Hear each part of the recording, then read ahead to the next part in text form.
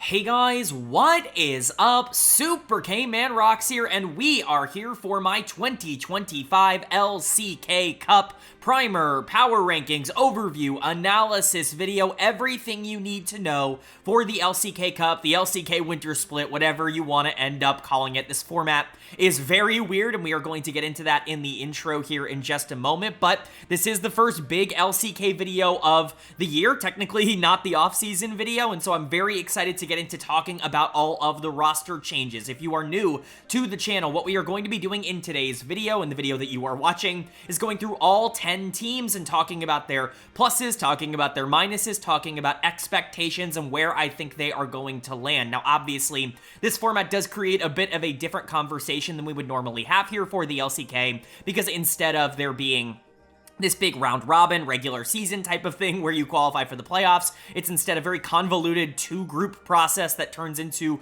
a first bracket and then eventually a second bracket that gets people to qualify for that first big tournament. We will kind of go into depth on that format in just a moment, but I do want to say, if you guys are excited for this video, let me know down in the comment section below. Please check out the off-season content that is up in the iCard right now. There's going to be some LCK videos up there, an LCK off-season video, as well as all three of the other major regions. That's going to be much more of like my innate reactions on what direction the organizations are going in. This video, this primer, the everything you need to know for the LCK Cup video, is going to be a lot more focused on trying to fill in people who maybe aren't as familiar with the league. Yes, I'm going to be going very in-depth on all of these teams, and I will be giving some, of course, advanced scouting reports on every single player and what I expect every team to look like, but really the intention with this video is not for somebody to just sit down and watch it all the way through. It's for those times where you're sitting there watching the LCK broadcast and, you know, one of the maybe lower tier teams is coming up onto the screen and you're like, I'm not really all that familiar with this team or these players. I wonder what they play like. What should I be looking for in terms of, you know, these teams and how they play? You can kind of reference back this video. All of the timestamps are, of course, in the description for all 10 teams, and we're just going to be going over all of the players, all of the, you know, play styles for them, and kind of giving you an idea of what you can expect from each team in the league. I will be ranking every single team from number 1 to number 10. I will be ranking every single player in their own position from number 1 to number 10. A couple of ground rules before we get into that. Of course, first and foremost, the big one, this is just my opinion. Obviously, I can't really stress that enough. I can't really sit here and say that my opinion is 100% accurate. Nobody's opinion is 100% accurate. If you want to know why I feel like I have a good enough track record to make these videos, you can, of course, check out every single LCK video I've made on this channel. In fact, one of the most successful things I've ever predicted was DRX's Miracle Run in 2022. You know, I've had a really good track record specifically when it comes to the LCK over the past couple of years, and I've watched every single game and covered every single game in the regular season for quite a while on this channel, so definitely have some credentials. But at the end of the day, you know, even two people who have watched every single game and have analyzed it in the same way and think similarly can come to two different conclusions. It's not always going to be a one-to-one parallel. If you have a disagreement with me in today's video, leave it down in the comment section below, as long as you are respectful and more conversation-oriented rather than just telling me that I suck. I'm always happy to respond and have conversations about our rankings down in the comments. And of course, this is a very flexible scale. If I have a player ranked at number 5 in their position, you could realistically put them at 3, you could realistically put them at 7, and I'm not really going to complain all that much. If you do have a major complaint on where a player or a team is ranked, of course, just let me know who you would put above or below them. If you think a player is undervalued or underrated by my rating scale, let me know what player that is above them is supposed to be lower than them. That's kind of important in a zero-sum game like the power rankings that we put together here, but that's kind of the first big caveat out of the way. Of course, the second caveat is that this is a very weird format. This isn't going to be like a direct 1 to 10 as it would be in a typical regular season. You know, usually the best teams come out on top in the regular season because you have such a large breadth of opponents, but in this, you know, kind of circumstance, you're only playing 5 teams in the quote-unquote regular season before you hit the bracket stage, and all of them are going to be, you know, kind of weird, high-pressure games, and that could be good, that could be bad. For some of these teams, it's not going to end with always the number 10 or the number 9 team being the worst team in the the league or anything like that. It's much more going to be about the situation that you're placed in the group that you're placed in, which means that we are going to be going group by group instead of the traditional number 10 to number 1. If you've watched a lot of these videos, typically speaking, I'll go from worst to first in terms of my power rankings and kind of talk about teams in that order. I still will be doing worst to first, but it will be sectioned off into each group. So I'll go from worst to first in the first group and then worst to first in the second group to kind of keep everything together. And I guess that leads into me explaining what the format is for those of you who have not been keeping up with the LCK offseason. Spoiler alert, I hate this format. I think it's very dumb. I think it's way overcomplicated. I think it's one of the weirdest formats that I've ever read. I do not think this is going to, stick around, but this is what we're doing for the winter split at the very least. All 10 teams have been broken up into 2 groups of 5 that were drafted by the 2 finalists from the summer split, that of course being Hanwha Life and Gen.G. Those 2 groups will not face off against the teams that are in their group. They will face off against all 5 teams from the other group, and then whichever group has more wins at the end of it. So, everybody plays every team from the other group, and whichever team ends up with a better record, they become the winners group, and the other group becomes the losers group. The top 3 teams from winners group are automatically seeded into the final playoffs. The bottom 2 teams from winners group and the top 4 teams from losers group go into like a pre-playoff, like a play-in playoff, if you will, to determine the other teams that end up making the playoffs. If you're confused, I'm so sorry. There's no way for me to explain that in an easier way. This is a super convoluted format that really does not make a ton of sense without some sort of major visualizer. I'll put a link in the description to like an actual visualizer for this because I think it's basically impossible to figure out without looking at something. It's just kind of a crazy format. But that being said, it's really only relevant how many teams on the other side of the group, like the other group that you can actually beat. It's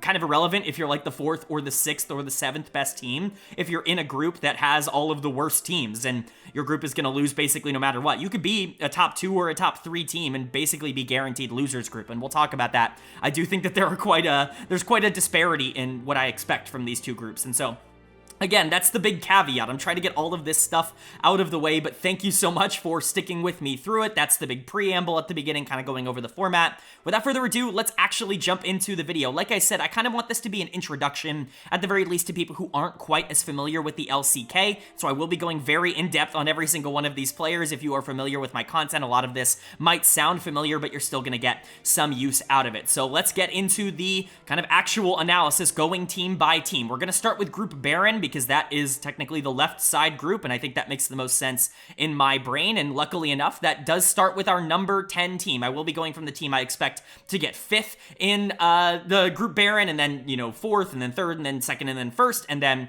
on the other side, we'll do the same with Group Elder. But starting with Group BRION, the team that I think will be the worst team in the LCK, the team that I think will be last in terms of Group BRION, and also the team I expect to get eliminated in this first round, maybe surprisingly, is going to be the BNK Fearless Foxes. BNK FearX, I do think, is the worst team in the LCK. I just don't really think they have a lot going for them. I think this is a very average roster with some punts on upside that I just think are tremendously low floors, and I really just don't know what we're going to get out of this team. I feel significantly less confident about them than I do anyone else in the LCK. I do think that there is a bit of a gap between them and basically everybody else, which feels very weird to say, but it's just kind of how we've landed. I am quickly going to talk about what you're seeing on the screen just to explain the visual part of this. Of course, you can see the team name in the top left corner. The number that is next to that team name, in this case, number 10, denotes where I personally power rank that team from number 1 to number 10. I think FearX is the worst team in the LCK going into it, and so I have them with that number 10 next to it. You can see summer rank. That's where they placed in the summer split of last year. Of course, they were 6th place. They ended up making the playoffs, making the regional qualifiers, but not really doing much once they got there. And then that little minus that you see next to the 6 just denotes that this team got worse, in my opinion, in the offseason. I think they will finish worse in 2025. If you see a plus, that means I think they'll finish better. If you see an equals, that means I think they're basically going to finish the same as they did last year. You can see the group that they're in, Group BRION, in this case, and then of course you can see all 5 players. The number underneath each player's name is going to denote where I personally rank that player in their own position. Big caveat, not all positions are created equally. I think the LCK is one of the more balanced regions in terms of positions. They always have been. It's really hard to just find one position that's horrible in the LCK because there is just so much talent, but certain positions are better. AD carry is by far the deepest position in the LCK, and honestly, jungle is just not as deep in the LCK LCK. You can be a player that has some serious question marks and still be closer to number 6 or number 7, which you're just not really getting in any other position. I think every other position is a lot more kind of clear-cut in that way. And so when you see two players having 7, or, ranked 7th or ranked 6th or ranked 8th, they're not always going to be the same grade, right? 8th in AD carry does not hold the same weight as 8th in jungle, although I do think it's more balanced in the LCK, as I said, than in other regions. But with that out of the way, we can actually get into the analysis of this video. So let's talk about FearX. Their lineup is looking like Clear in the top lane, Raptor in the jungle, Vikla in the mid lane, Diablo in the AD carry role, and Kellen at support. When you're looking for big positives on this team, I do think that there were a couple of I guess you could say high upside players that were brought into this team. I think you really only have one player that I would consider a high floor, and even then, he's a player who can be rather streaky, and that is Kellen coming into the support position. Obviously, he's been on successful teams for quite a while now, on Damwon, on Dplus KIA. He's been their support for, 2 years in a row now? 3 years in a row, something around there. He's been, kind of in the mix for making Worlds and has made Worlds every single year over the past couple of years, and that goes back to his time on, Nongshim. That goes back to his time even before that when he was in the DRX system. This guy has basically always been successful at the LCK level, but he's never really been on a team that doesn't have superstar talent somewhere around him. He's been playing with some really good players for a very long time, and this is definitely going to be the biggest challenge, and there are already a lot of people that are out on Kellen. Anybody who follows the channel knows I'm actually a lot higher on Kellen than public opinion. I think this guy is actually kind of underrated in terms of how he affects the game. I think a lot of supports are very feast or famine, even here in the LCK, where I think you are getting a lot more consistency than other regions. It's just a role that's very hard to play well over and over and over again, and honestly, sometimes you need to play really risky in order to make the support plays that kind of make your team a lot better and not just make your team fine. You can allow your team to win games without you. There are a lot of supports that are good at being middle table in that regard, but Kellen is not the kind of player that really wants to do that. One of the reasons I do really like this addition is because he is so vocal as a shot caller. We've seen what's happened to a lot of the teams that he's been benched on, Dplus KIA, over the past couple of years. Of course, 2 years ago, he ends up getting benched for Bible midway through the summer split. He comes back in for their Worlds run because their macro completely imploded without him. And last year was very similar. He was really, kind of underperforming, quote unquote, at least in terms of his ability to not get caught out. He was getting caught out a ton for Dplus KIA over the course of last year, ends up getting benched for Moham and actually stayed benched this time, but their macro got infinitely worse. They had the worst macro of any major region team at Worlds this past year, and that's because Kellen was their primary shot caller, and they took him out once again. I think that is a positive for FearX, is that they at the very least have somebody that I think can make concise, strong decisions, even if at some points he's just going to be over-eager, over-aggressive, prioritize trying to get deep wards over, trying to play a little bit safer. He's just not a consistent player in that regard, because good teams are going to be able to take advantage of that, but I do think he is a positive overall, and certainly is the player that I feel the best about on this team. Outside of that, though, you're looking at a lot of high upside kind of punts, and that's why I really didn't like their offseason. They keep the top side of their map clear, and Raptor are back here. I think these players are fine, they're good enough for their role. Raptor actually showed some really interesting pieces last year. People are still very frustrated with Raptor because the narrative was why are you benching Willer for Raptor? And I can still kind of agree with that. I think Willer is just a better version of what Raptor is as a player, but they are basically the same player in terms of skill set and in terms of playstyle. Both of them are super greedy, very flippy, very feast or famine.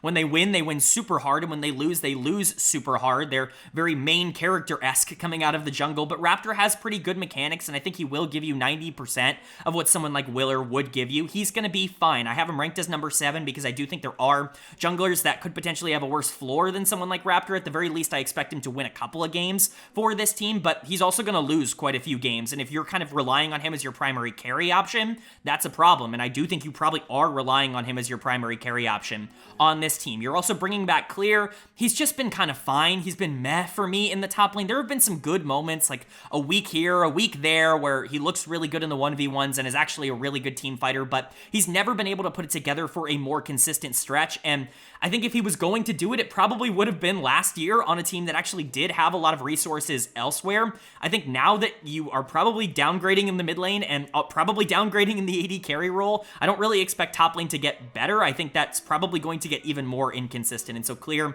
does come in as number 9 for me. Again, maybe he comes in as number 6 or 7 for somebody else. I think that that's also relatively fair. Top lane's a pretty good role in the LCK. I just can't really put all of my eggs in the Clear basket when there's just been no sign of consistency. And then you are bringing in a couple of, carry duo players that are very low floor, but potentially high upside. I think the higher upside is definitely Vikla in the mid lane. People are really going to rag on Vikla, and, at times it's rightfully so, right? Some of his play has been really bad. I think his time in North America is very much over-dramatized for the most part.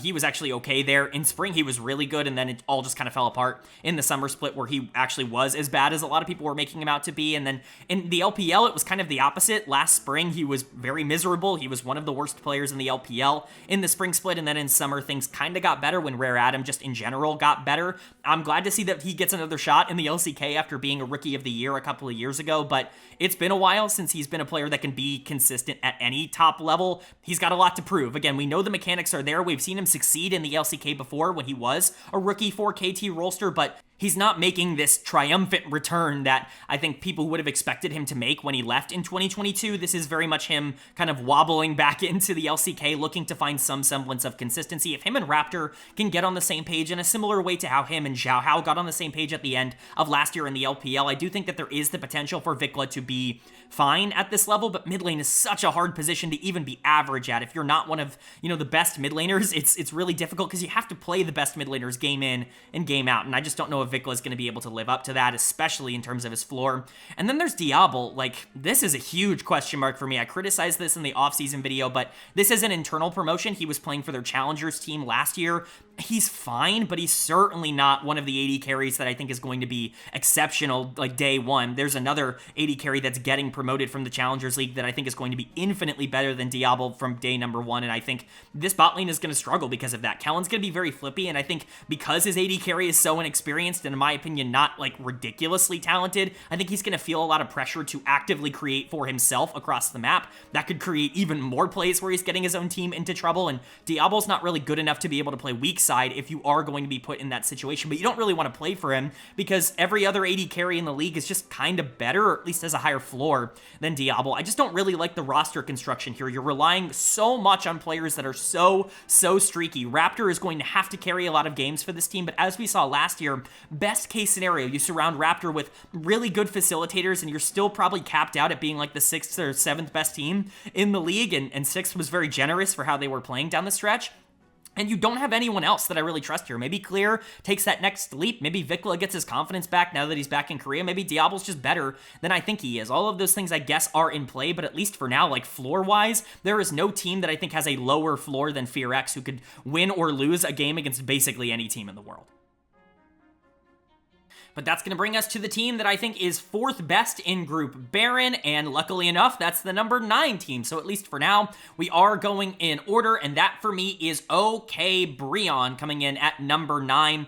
Some people who watched Kespa Cup might think this is way too low because they were really good at Kespa Cup, and I'm certainly not going to try and deny that, but if you watched my LPL video, you will know kind of my thoughts on preseason tournaments. Historically speaking, they're not actually that good of an indicator as to who is going to be good in the actual domestic season. Now, because this is a lot weirder of a format and because there are a lot less games, perhaps the confidence gained from Kespa Cup can actually go a lot further than it normally would in a lot of other circumstances. We're kind of actually seeing that right now in the LPL with a team like Thunder Talk just continuing their really good form because I think they're not going to have a lot of time in between their wins to kind of deflate, if you will, and so I think that confidence is high. Maybe the same happens for BRION. Maybe they carry themselves to a top 6 finish, which I think is relatively realistic for this team. I think that there isn't really a huge gap between kind of number like 7 or so and number 9, but I do think that for now, at least in terms of on-paper stuff, there are some concerns with Bro that I just don't know if they're as sustainable as maybe some of the other teams. So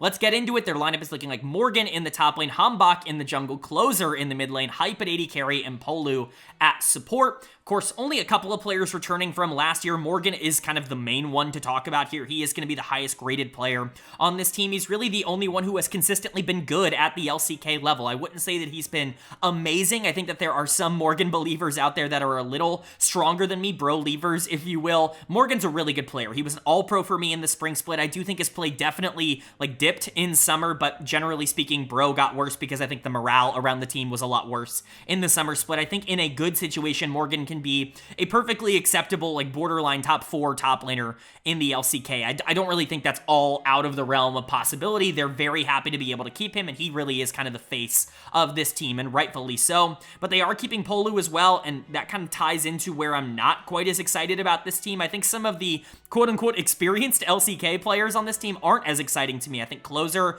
and Polu are players that I just have not really been all that impressed with. Polu is obviously coming in as my worst ranked support in the league. I think that he kind of showed that on tape last year when he was playing for this bro team. He looked a lot better in Kespa Cup. I think Hype is a really good AD carry, certainly the best that he has ever played with at the LCK level. We'll see if that ends up changing things. We'll get into the KT Challengers players that are coming up and playing for bro now at the end of this segment, because I do think they are the source of the biggest optimism for bro, but Polu is a player whose tape is just horrendous at the LCK level, and until something changes in that regard, it's really going to be difficult for me to rank him any higher than 10th. Kind of very similar to what I said about Vampire over in the LPL video, where it's just, you know, you got to show it on tape at some point. Maybe there is upside there. I haven't really seen the upside in terms of any tape that I've watched. It doesn't really seem like he has the ability to turn into a top 5 or top 6 support, but we've seen a lot weirder things happen. This org has kind of been known for randomly producing good supports out of nowhere. Look at Delight, but I don't think Polu is Delight. I think that there is a pretty big gap there. And then you've got Closer in the mid lane, who I'm also just not really that big of a fan of. I think he's very one-dimensional in terms of how his game plays. He's basically exclusively an assassin player. He can play Azir, he can play Orianna. Like, you can pull out games that he's looked good on those champions, but when you look at the grand scheme of his entire tenure in the LCK, it's just not consistent under any situation. He's really only performed well when he's gotten to be like this almost second or third carry on a team, which I guess could theoretically be the case here. If Hanwha's really good, Morgan and Hype, I imagine, are going to be primary playmakers for this team. If Closer is the lane that's kind of playing weak side and just gets to 1v1 and really gets to pop off in the mid game, I think that could be something that really works for him. But as we've seen, when he's relied upon to be like a consistent winner in the mid lane, it's just not really something that works. His best year was 2022 when he got to play with Krako and Prince, who were both doing incredibly well in their roles. They both had the best years of their careers as well. Closer ended up getting All-Pro that year very undeservedly, in my opinion, and I think he's kind of been coasting off of reputation, not only in terms of what he's done in the LCK, but because he was so hyped as a prospect coming out of T1 system that I just don't think he's ever really lived up to that. He's just kind of been fine. Maybe this is the year where everything kind of clicks again. If he can get even kind of back to that 2022 form, like that's good enough to be a top 5 or a top 6 mid laner in the LCK. Maybe not top 5. Top 5 is basically impossible to break through right now, but if he can be the 6th best mid laner in the LCK, I think that's going to generally be good enough for this team to reach its ambitions. He just needs to be, you know, quote unquote, the best of the rest, right? He has to be better than all of the other not elite mid laners in the LCK, which he just hasn't been, in my opinion, over the last couple of years. But that's kind of where the negativity ends. I already talked about Morgan in a positive light. Let's talk about the KT Challengers boys. Hanwha and Hype coming up here to start for this team. First of all, you're going to see a little dash next to Hype's name. That's really just going to denote that there is technically another player on this roster that could play some games at this position that they do have as a substitute. In this case, it's Bull, the former Guangdong Freecs bot laner. He's not going to play as long as Hype is actually good, and I imagine he will be very good because he is, pun intended, one of the most hype AD carries that we've had come out of the LCK Challengers League in a little while. It feels like we have a lot of these every so often. Pace was really the last big one, and obviously he turned out really well, but Hype was awesome throughout a lot of last year. Of course, KT Challengers kind of doing, you know, the golden road, if you will, of Tier 2 and really dominating for all of last year. Basically, that entire team is now starting in the LCK somewhere. The 2 players that aren't, one of them was, you know, a top laner that just kind of got screwed over in a lot of different ways, and the other is a mid laner that is still in KT, and it looks like they're grooming him to be the next mid laner for KT Rolster. And so things are kind of working out for that entire team, but Hype was excellent. And I do think if you want a reason to be optimistic, it's that he could definitely be better than 9th from day number 1. The only reason he comes in at number 9 is once again because AD carry is super, super good. I'm going to spoil it a bit, but the players he comes in just below right now are Teddy and Jiwoo, who have both been really good at the LCK level. They have both proven that they can be very good starting caliber AD carries at the LCK level. Hype technically has not proven that because he's not played in the LCK, but I imagine he's going to be really good from day number 1. And if there is a reason to be optimistic about Polu's growth individually as a support, it's because I think Hype is a really good bot laner, and I think their 2v2 could be really strong. And then you've got Hanwha in the jungle here, another player who I really, really love, and I really do think that he's going to make a big impact from day number 1. Again, the only reason he comes in below someone like Raptor is because Raptor has proven that he can win games consistently at the LCK level. Hanwha hasn't quite done that just yet, but he absolutely can. He absolutely can get in that position, and I think, again, if you're going to be high on Bro, and if you're going to look at Kespa Cup and be, all in on this team, getting top 6 or being in conversation for being a team that could be, like, I don't know, in the final, like, playoff run, like, get through that first bracket, Hanwha and Hype are probably a big reason why you feel that way. Morgan, Hanwha, and Hype are the positives of this team. When you look at the playstyle potential of this team, there are a lot of options because I do think these players are pretty versatile. Hanwha is a very versatile jungler. He can carry or he can facilitate. Morgan's really good on weak side as a tank player, but he also can carry. As we know, he's been asked to do that a lot for Bro over the past couple of years, and I imagine especially early on in the split, they're probably going to play for that win condition a bit more, but I expect Hype to be the primary carry for this team. Once they figure out how good mechanically he is, and if they can get him locked in terms of synergy with the rest of this team, he should be their primary win condition, just as AD carry typically is in the LCK. I imagine Hype will have a very good year. Maybe Polu kind of, brings that up, but things could also go wrong for this team. I could see a world in which, like, Closer and Polu are just not winning. Like, Closer's a below-average mid laner like he has been the last couple of years, and Polu is, like, actually a detrimental support to the point where bot lane's not very good, and now you're looking at mid and bot lane not being particularly strong. Hanwha is not guaranteed to instantly be good. We've seen that the difference between Tier 2 and Tier 1 in Korea, in particular, is the largest of any region in the entire world. A lot of players really struggle making that transition from Tier 2 to Tier 1, even if they're super highly touted prospects. Look at someone like Lucid last year, who, yes, very much got his feet under him by the end of the year, but was not very good at all in the spring split. Hanwha is about as good of a prospect as Lucid was coming in for Dplus KIA, and he doesn't have the surrounding core of veterans that Lucid had on Dplus KIA. So I could see a world where Hanwha really struggles early on in the year, and then it's just Morgan and everybody else again. That is a very real outcome that could get them 9th or 10th once again, especially because, the other side of this bracket, in my opinion, is deeper. The other group Elder is deeper, and so they're basically only playing good teams on the other side of that. But, that's why they're coming in at 9, is because their range of outcomes is just so wide, and I cannot guarantee they're going to go either way. But now we move on to 3rd in Group BRION, and this to me is where you start drawing the line. The bottom 2 teams in the entire league are the bottom 2 teams in Group BRION, in my opinion, which does not bode well for this group, but I do think it absolutely gets better here because we're moving all the way up to number 5 in my power rankings. It's DN Freecs coming in at number 5. Of course they would name themselves DN Freecs. This is one of the most ridiculous rebrands that I have seen in terms of meme potential. Obviously, I'm sure this is just like an English thing. I'm sure that they didn't realize that this was going to cause so much commotion, but even in like a more wholesome, like not D's nuts joke type of way to talk about this rebrand, it's DNF. They're literally called DNF, did not finish. This is not a good omen going into the year. That being said, they did a great job this offseason to completely retool this roster, to completely rebrand the idea behind the direction that they're going into, really speed up the rebuild that they've been going along over the past couple of years. They've wanted to compete for top 5, top 6 for a year plus now. They just have not found like a bot lane in particular to be able to get them there. I think they finally found a complete roster to build around some of the young players that have worked out for them. So let's go ahead and get into it. Their lineup is looking like Dudu in the top lane, Pioshik in the jungle, Bulldog in the mid lane, Berserker at AD carry, and Life at support. Of course, a couple of players returning here, but for the most part, this is kind of like a role player all-stars team in terms of the LCK. Sometimes that works, sometimes that falls completely on its face. I think of the teams in the top 5 or 6, this is the one that I could see flaming out the easiest.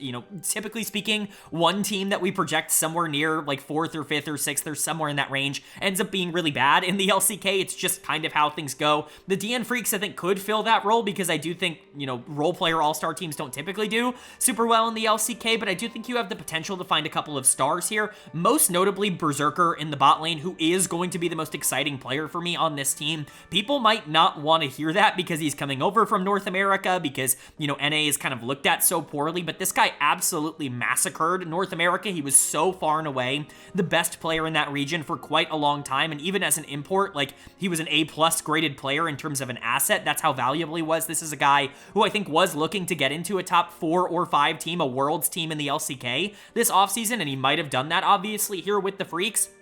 I think last year was a weird year to talk about when it comes to his individual performances because Cloud9 in general was just such a disaster over in North America. So many things went wrong for that team, and basically every star has kind of moved their separate way. You know, JoJo going to Europe and Berserker obviously coming back here to Korea. I think they needed to split up, but that shouldn't be really an indictment on Berserker's individual skill. If he comes in and is, mechanically speaking, one of the best AD carries in the region, I'm not going to be surprised. On tape, the mechanics are right up there with anybody else in the LCK, including the best in the world, like including Ruler, including Viper, including all of these players, right? Berserker can absolutely go toe-to-toe with them, mechanically speaking. He has to fill out other areas of his game that I do think North America probably didn't help a lot with, including staying safe in the mid game where he was caught out a ton last year, and it is definitely worth noting that in comparison to 2023, his laning stats in 2024 were absolutely worse, and that's definitely something that we are going to look at, but I think getting him into a system where he's surrounded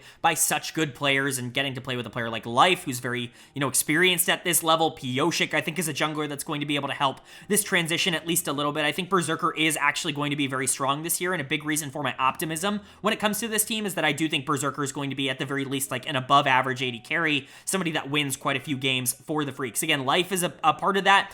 Coming back over, of course, from the LPL, from Fun Plus Phoenix last year, people were, kind of thinking that he was done. He had a miserable 2023 when he was on Hanwha Life. He was just one of the least valuable, one of the worst players in the LCK. He was playing with Viper, and Viper was getting so much praise that Life was kind of considered a scapegoat for that team, but his track record up until that point had been excellent. He had been one of the best supports in the LCK for years up until that point. He goes over to the LPL with very low expectations and does phenomenally. Was an all-pro over in the LPL, or at least should have been an all-pro over in the LPL in terms of his performances on FPX, was a bit one-dimensional in terms of his playstyle. It's obviously funny that he really popularized support Rumble for a lot of last year. It was actually destroying a lot of teams, but we know he can play a lot more than that. We know he's a very good engaged player, and he's a lot more comfortable as a roamer. He was a lot better in the 2v2 last year, mostly because he had to be. He had to kind of take over in that meta in the 2v2, and, that was a good sign that he could actually do that. Enchanters have always been a bit of a problem for Life individually as a player, but if him and Berserker can get on the same page in terms of the 2v2s, or alternatively, if Berserker ends up playing weak side and Life starts playing for Pioshik more and just allows Berserker to farm up and play for late game team fights, I think that could be a big positive as well. Berserker's talented enough where you can kind of point him in any direction and he can kind of do whatever you need him to do, so long as you are coaching him to do that. Mid-game is definitely his weakness, but lucky for Life, that's his strength. He's going to be able to move around the map and play a lot of these skirmishes really well, which I think helps Pioshik in the jungle, who, is a very interesting player to try to evaluate. I've talked about him so much on this channel, whether it's in North America or in Korea. Back in 2022 on DRX, there was a time period where I called him my favorite player in the world, or certainly one of the players I was most biased towards. I think that time period has long passed. I just, the playstyle's even a little too much for me at this point, but the feast or famine nature of Pioshik is just out of control. There is going to be one week where he looks like the best player in the LCK, where he is absolutely dominating some of the best players in the entire world, and there's going to be another week where he is literally unplayable, and there's just nothing you can do about that. You can't really predict when that's going to be anymore. Typically speaking, in the past, it's been good week, bad week, good week, bad week. That's how it was in 2022 for DRX. That's kind of how it was in 2023 when he was in North America as well, but last year it was much more sporadic. He was awesome at the beginning of the split, got into a slump in the middle, was a lot better at the end of the regular season, and then wasn't very good in the playoffs. It's very difficult to get a read on where Pioshik is going to land, but that's the risk you have to take. There aren't a lot of junglers with the same kind of upside as Pioshik. It's just the floor is so astronomically low, especially because I think this team does want to try to compete for top 4, does want to try to compete for a world spot. I think Pioshik just makes that a lot more difficult because you're just guaranteeing a couple of losses every single year from Pioshik just running it down. And I don't really think that you're stopping there when it comes to the inconsistency with this team. I think Bulldog does have a bit of that in him, or at least he had that in him as a prospect. There's a lot of good to talk about with Bulldog and a bit of bad as well. He's one of the 2 players that is kind of a longtime Freecs player here with Dudu in the top lane as well. Bulldog he's so different than what he used to be that it's almost difficult to try to give him a scouting report. When he came into the league as the youngest player in the LCK, he was so aggressive. He was so willing to try to flip and trade 1v1 and really try to shift the game in his favor because he is so mechanically talented. But as he's played more and more games, he's actually kind of turned into a player that is really passive, especially at the end of last year. Like the second half of last year, he was super scared and super safe in lane. Now that ended up being good for the team, or at least fine enough for the team because you had so many volatile pieces elsewhere. But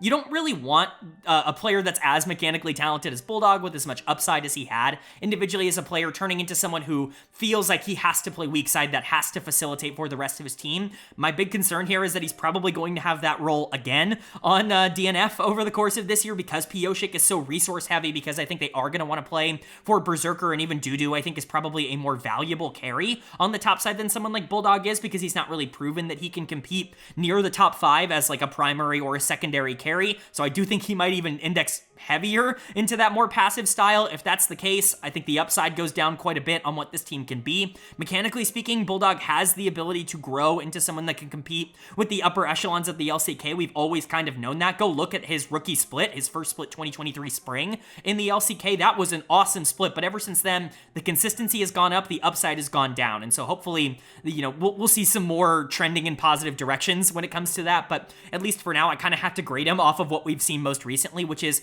a good player, high floor, low ceiling type of mid laner. I think that's the role he'll occupy here as well. And then Dudu. I love Dudu in the top lane. That's definitely not going to be taken out of context. I really like his game. I've always been a huge fan of his in the LCK. I've really hyped him up a lot on this channel. 2024 wasn't the best year of his career, but his track record is so solid, and 2024 was a disaster of a team. They were starting Taiyun at the beginning of the year in the bot lane. They go to Bull. They try to find some sort of answer in Leaper throughout the second half of the year. They just couldn't figure anything out in the bot lane to stabilize, and I think too much pressure was put on top lane, and he ended up just not being able to live up to that. If he's going to be the second or third option on this team, he's a really, really good second or third option. Top lane is very good at the LCK level, and I think Dudu is a big reason for that. I think a lot of top teams would actually really like to have a player like him who's good on weak side, but especially good as a primary carry. And again, 2022 and 2023 were such good years, even on bad teams. That Hanwha Life team in 2022 was a disaster, but his gameplay and his tape was excellent, and I continue to harp on that. And then he was even better in 2023, where he was an all-pro, at least for me. And so, I like that side. I think Pyosik is going to win games. Berserker, I think, could potentially be even a steal here coming in as a player who helps you get to that top 4, top 5, but you can see why I'm a little bit, scared of this team flaming out. I think Pyosik is just naturally going to lose games for your team, and I think Bulldog has kind of been trending in the wrong direction in terms of his development. Life is not a player that has always been super consistent, and Berserker is certainly not guaranteed to be better than what he was last year, especially in a tougher environment. Even if I like Dudu in the top lane, he didn't exactly have the best 2024. Again, he's also looking for a pseudo bounce back year to get closer to top 2 or top 3 as a top laner in the LCK like we know he can be talent-wise. A lot of this is predicated on the idea that getting these, players together and kind of getting them into better situations individually are going to make the team better, but that's not always the case. This could be a team that ends up being bottom 2, and I could definitely see that being a possibility. It's just really hard to look at the talent here and say that that's definitely going to happen. There's too much talent here for them to be awful, in my opinion. But that brings us to the team that I think will be getting second place in Group BRION, and this was a tough decision. Obviously, the top 3 are all kind of the top 3. I think most people are going to agree on that, but maybe controversially, coming in at the number 3 spot for me, second in this group, it is going to be T1, and I get it. They're the back-to-back champions, the back-to-back world champions, but this is a domestic ranking, first and foremost. The Worlds buff doesn't quite apply to the LCK when it comes to T1. They've not been particularly successful domestically. It's been quite a while since they've won a domestic title, but even adding on to that, I think there is a concern that they did just get worse in the offseason with their change in the top lane. I think some of that is offset by the fact that I think the changes to the game actually really favor T1. All of that being said, like the fact that I'm putting them third, if you wanted them second, if you wanted them first, I think I can generally agree with that. And so we'll go ahead and go into it. Their lineup is, of course, looking like Doran in the top lane, Owner in the jungle, Faker in the mid lane, Gumayushi at AD carry, and KIA at support. I think these are pretty fair rankings. Some people are going to say that these aren't particularly generous rankings towards a T1 team that's been very good, but I think when it comes to T1, a lot of the success that they have found has been them stepping up in big moments and not necessarily them being continuously great individually across an entire split. I think there are some, problems with that statement. I definitely don't think that that is entirely the case, but when you look at some of the players that I have ranked above some of the other players on T1 here, I think it's generally fair to have them where I have them in terms of this being an LCK ranking and how I think they're going to do in the LCK Cup in particular. I think obviously we got to start with Faker. He comes in as my number 2 mid laner. Being entirely real with you guys, this is a pretty generous ranking, I would say, considering that he's not been particularly good domestically over the last year or so. In fact, he was really not good at all in 2024 in the LCK. He really struggled down the stretch in the summer split and just wasn't really able to find his rhythm. He was getting caught out very consistently in the mid game and just generally stepping up a little bit too much. And, a lot of good teams in the LCK are going to be able to punish that pretty consistently, but it's Faker. And not only is it Faker, but the dude was excellent once again at Worlds. And that's really where it matters in the end. I think 2 is fair. He's not the regular season king in the LCK. He's not the kind of guy that I think domestically is going to run away with everything like another player that I have ranked above him on this list. You probably know who it is, but I can't put him any lower than second because on any given day, he can be the best player in the world. Again, it's just kind of proven that the wrist injuries are a little bit real for the long, haul, the big, regular season eras. He probably doesn't play as hard in some of those games. I think that's kind of just the case with where he's at in his career at the current moment. Certainly not trying to criticize him in that way, but that's kind of the reality of where Faker has been over the past year or so. A couple of the other players on this team are picking up the slack, though, in terms of the regular season success. Gumayusi really was the player to do that last year. KIA, to a lesser extent, I think was fine in the regular season, despite what a lot of T1 fans will say, but Guma was the hard carry for this team for a lot of last year, and I love Guma. I've said this 100 times over, the player I compare him to the most is actually Gala over in the LPL. I think that they are incredibly similar players. I think they're super versatile, and what they offer is maybe not the highest mechanical ceiling in the world, but just the versatility that you don't really get with a lot of the other best AD carries. I think Guma's role is very similar to what I talked about with Gala's, a couple of days ago in the LPL video, where I said that Gala's best role is being the second option on a Worlds winning team. I think that's where Guma has really, fit in well, is that he doesn't really like being the primary carry. He can do that, but I think it's more of a detriment to the team if he is doing that, because I think he is arguably the best weak side bot laner in the entire world, and really to get the most out of Guma, you want superstars around him, because you're not going to get an AD carry that makes other stars look as good as Guma does. And even his support, right? His support's so aggro and takes so many resources in KIA that sometimes Guma's playing second fiddle in his own laning phase. He's still excellent. He comes in just below the top 2 AD carries. I think he's very similar in terms of grades. I'm certainly not going to sit here and be like, if he was number 1, I'm going to be surprised. I wouldn't be. He was number 1 at points last year. I'm certainly not going to sit here and tell you that he can't be the best AD carry in the LCK or the best AD carry in the world. It's just top 3 are all really good, and that's kind of the case with, playing at the top tier of the LCK. But KIA is going to get that number 1 mark in the support position, even with some of the struggles that he had last year, because projecting him going forward, there's really no reason to believe that he isn't going to be the best support in the LCK this year. I think the player that was the best support last year has downgraded so much in terms of the surrounding core and the team around him that even if I think they had relatively similar grades, which I do, I think KIA, in the situation and the projected expectations of him, it's just way higher. I think he should be the best support in the LCK this year. I think anything less would be considered a disappointment by him and by T1 fans. I think that's really where he's at. If he needs to get back to basics and just start playing for these early game dominant 2v2 lanes again, I think that's going to work really well on the new map and with the new, feats of strength system that's been implemented into the game. And so, ironically enough, I think KIA might even adapt better to this season, and that's another reason why I said that T1 might even be favored. I'll talk about that more because the general vibe of the team I think also fits with the new map. But Guma and KIA are certainly not the problem.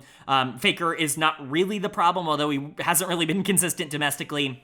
My issues are the top side of the map. I love Owner, and I'm certainly not trying to criticize Owner at his best, because at Worlds, he might have been the single best player at the entire tournament. He genuinely was just on fire the entirety of the World Championships. Him and Scout, I thought, were really, really good and kind of fighting back and forth in the group stage and then, or in the Swiss stage, and then you get to the bracket stage and Owner is just brutalizing everybody that he's playing into. He looked phenomenal at that tournament, but once again, very similar to what I've said about Faker in the past, you just can't really expect an entire year of good play from Owner. It's just not really how he operates. At times, I've considered him somebody that benefits more than maybe other players on this team from being on T1 because he's constantly playing with winning solo lanes. He's constantly playing with pressure that allows him to be a lot more greedy in the early game in situations that I just don't think other junglers would be able to get away with. But what we've seen over the past year or so is that he actually very much can function very well outside of that system. It's just that that system obviously helps him out a lot, and it's really kind of core to how T1 want to operate in best case scenario. So I'm not frustrated by Owner being here at all. Again, the only reason he comes in at number 3 is because top 2 are just absolutely ludicrously good. If you wanted him closer to 1 or 2, same thing I said about Gumayusi. I think that that's entirely fair. I'm certainly not going to fight you to the death on something like that. But then you get to Doran on the top side, and I made a pretty bold claim in my off-season grades video that regular season Doran is better than regular season Zeus, and I think that that still very much stands true. I think Doran has been better across the domestic LCK seasons than Zeus has been. Over the past 2 years, Doran is one of the most successful domestic LCK players ever, regardless of what you want to say about his international woes. Like, playing domestically, he's been able to dominate basically everybody at this level, including Zeus. In fact, that's a pretty historically awful matchup for Zeus. He kind of has him in the bag, if you will, and so I don't think T1 is downgrading that much in the regular season going from Zeus to Doran, but I do think you are going to get a bit more inconsistency out of that role. Not that Zeus was particularly consistent, but Doran doesn't have the mechanical upside. Really, the big positive with Doran is that he abuses good matchups really hard, and I think that does kind of change how this team is going to want to draft. I think Doran is going to require blind pick, or not blind pick, a counter pick in most situations, as he has at basically every stop he's been on, and I think he is going to punish those really hard. He's going to be really good in those situations, but it is an extra responsibility that I don't think Zeus, kind of had nearly as much as other top laners, and alongside that, Doran's not exactly the most consistent in big moments. Who knows how that's going to translate to the playoffs, but, for now, I think the concerns for me when it comes to T1, Faker's domestic form and Owner's domestic form are not necessarily always perfect. I think generally speaking, this team might adapt really well to the new map in the sense that they've always really excelled from like 20 to 28 minutes in the game. I would argue they're the best team of all time from 20 to 28 minutes in the game, and that's now even more important with things like Otacon and Baron getting pushed back to 25 minutes. They could potentially take advantage of those things a lot more than other teams, but at the same time, one of the big problems with T1 last year, and the reason that they weren't very good domestically, is they were unbelievably slow. They were not taking a lot of fights in the early game. They were not attempting to fight it out in a lot of pivotal, like, skirmishing situations, and if that continues this year, I could see them running into trouble early in the season. I obviously think they have the talent to be able to adapt, but the top 2 teams are not, bad by any means. You have 3 teams in the LCK that can win Worlds, and win Worlds without really a second thought, are favorites to win Worlds, and unfortunately for me, domestically, T1 comes in 3rd. Again, if they finish 1st, if they finish 2nd, I'm really not going to be all that surprised. The top 3 could really be put in any order you want, but for me, they come in at the bottom of that for now. But that brings me to the team that I have as the best in Group Baron, and at this point, that should be pretty obvious. There's only one team left. It's the defending champions, Hanwha Life Esports, and they're not coming in at number 1, they're coming in at number 2. I think they are, on paper, the second best team in the league, domestically speaking. I think, them and T1 have basically identical grades for me. Number 1 was a little bit separated at the top, which we will get to at the end of the video, but if you wanted HLE at 3 and T1 at 2, I think that that's fair. I know T1 fans are probably going to come for me in the comments section, but they're really not all that different on paper. I think they're very similar, and it's all really just about which version of each team shows up, but I want to show a lot of love to the defending champions because they didn't really receive enough last year. I think this was arguably the 3rd best team in the entire world over the course of last year, and I think you could make the argument that they got better going into the offseason and arguably got more consistent. So let's go ahead and talk about it. Their lineup is looking like Zeus in the top lane, Peanut in the jungle, Zeka in the mid lane, Viper at AD carry, and Delight at support. Of course, 4 of the 5 staying the same. Same with T1. They just swapped top laner. Zeus coming in from T1, and I guess we can start with him.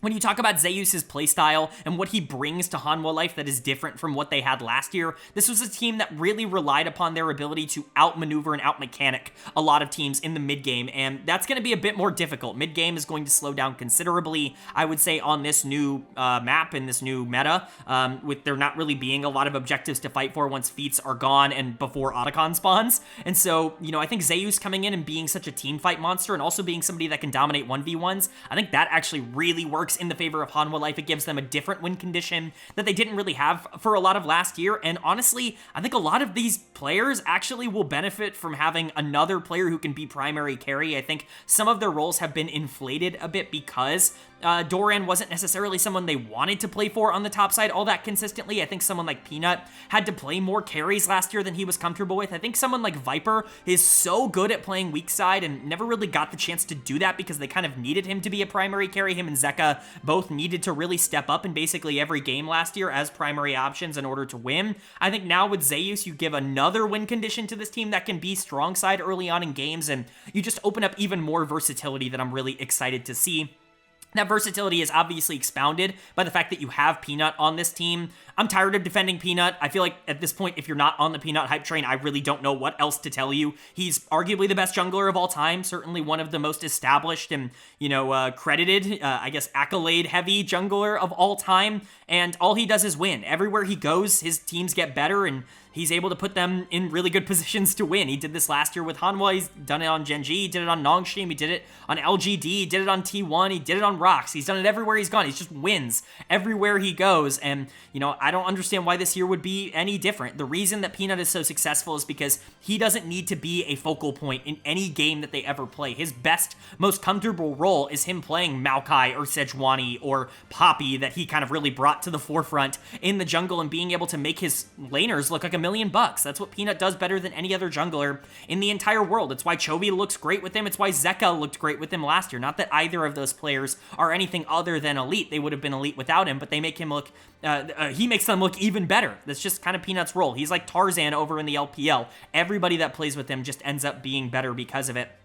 And I think that's a big reason why I feel good about Zeus. Typically speaking, when you've got like Zeus, Zeka, Viper, three really big, heavy resource carries that like to play strong side, like you might worry about too many mouths to feed. Well, Peanut's going to be really good at distributing that. I think with almost any other jungler, I'd be more concerned about that, but he is literally the perfect jungler to be able to balance that out, or at least that's what I would assume. That's what we've seen over the course of his career. You've got Zeka in the mid lane, one of the original channel darlings here, somebody that I really went to bat for back when he was in the LPL on Billy Gaming. And of course, when he came back to the LCK on DRX, I was so in on the Zeka hype train before everybody was on it at 2022 Worlds. Go back. The channel logs are definitely there. The videos are still up. It's one of the best takes I've ever had. This guy has continued to develop and for some reason has gained a completely unwarranted reputation of being only good in big moments. This guy is good all year long. This is not somebody who takes regular season games off. This is not somebody who just randomly shows up in big moments in the same way that we were talking about with someone like Faker in the previous segment. Not that Faker's is because of a lack of drive or dedication. It's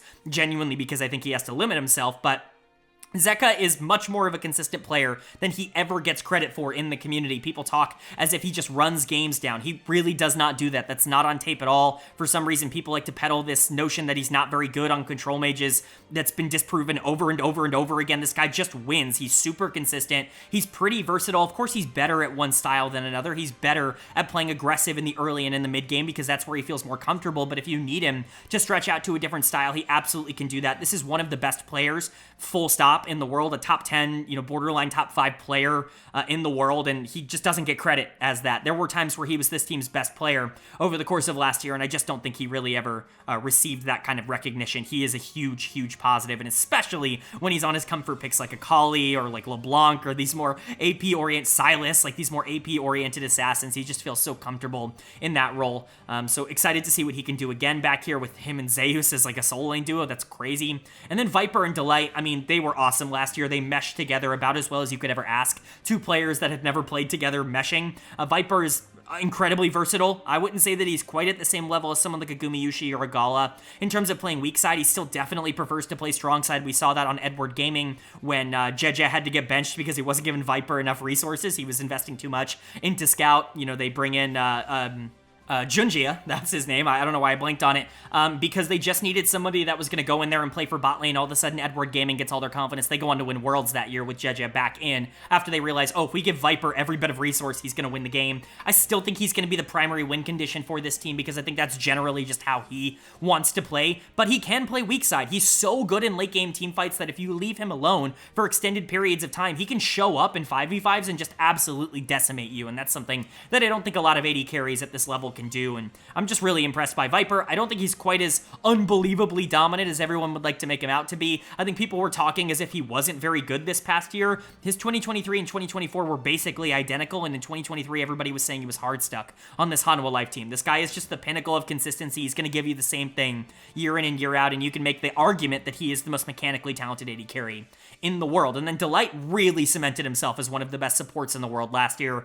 I was really kind of questioning whether or not Delight was going to be that guy heading into 2024, because he had the one big breakout year in 2023 on Gen.G, finally escaping like bro purgatory.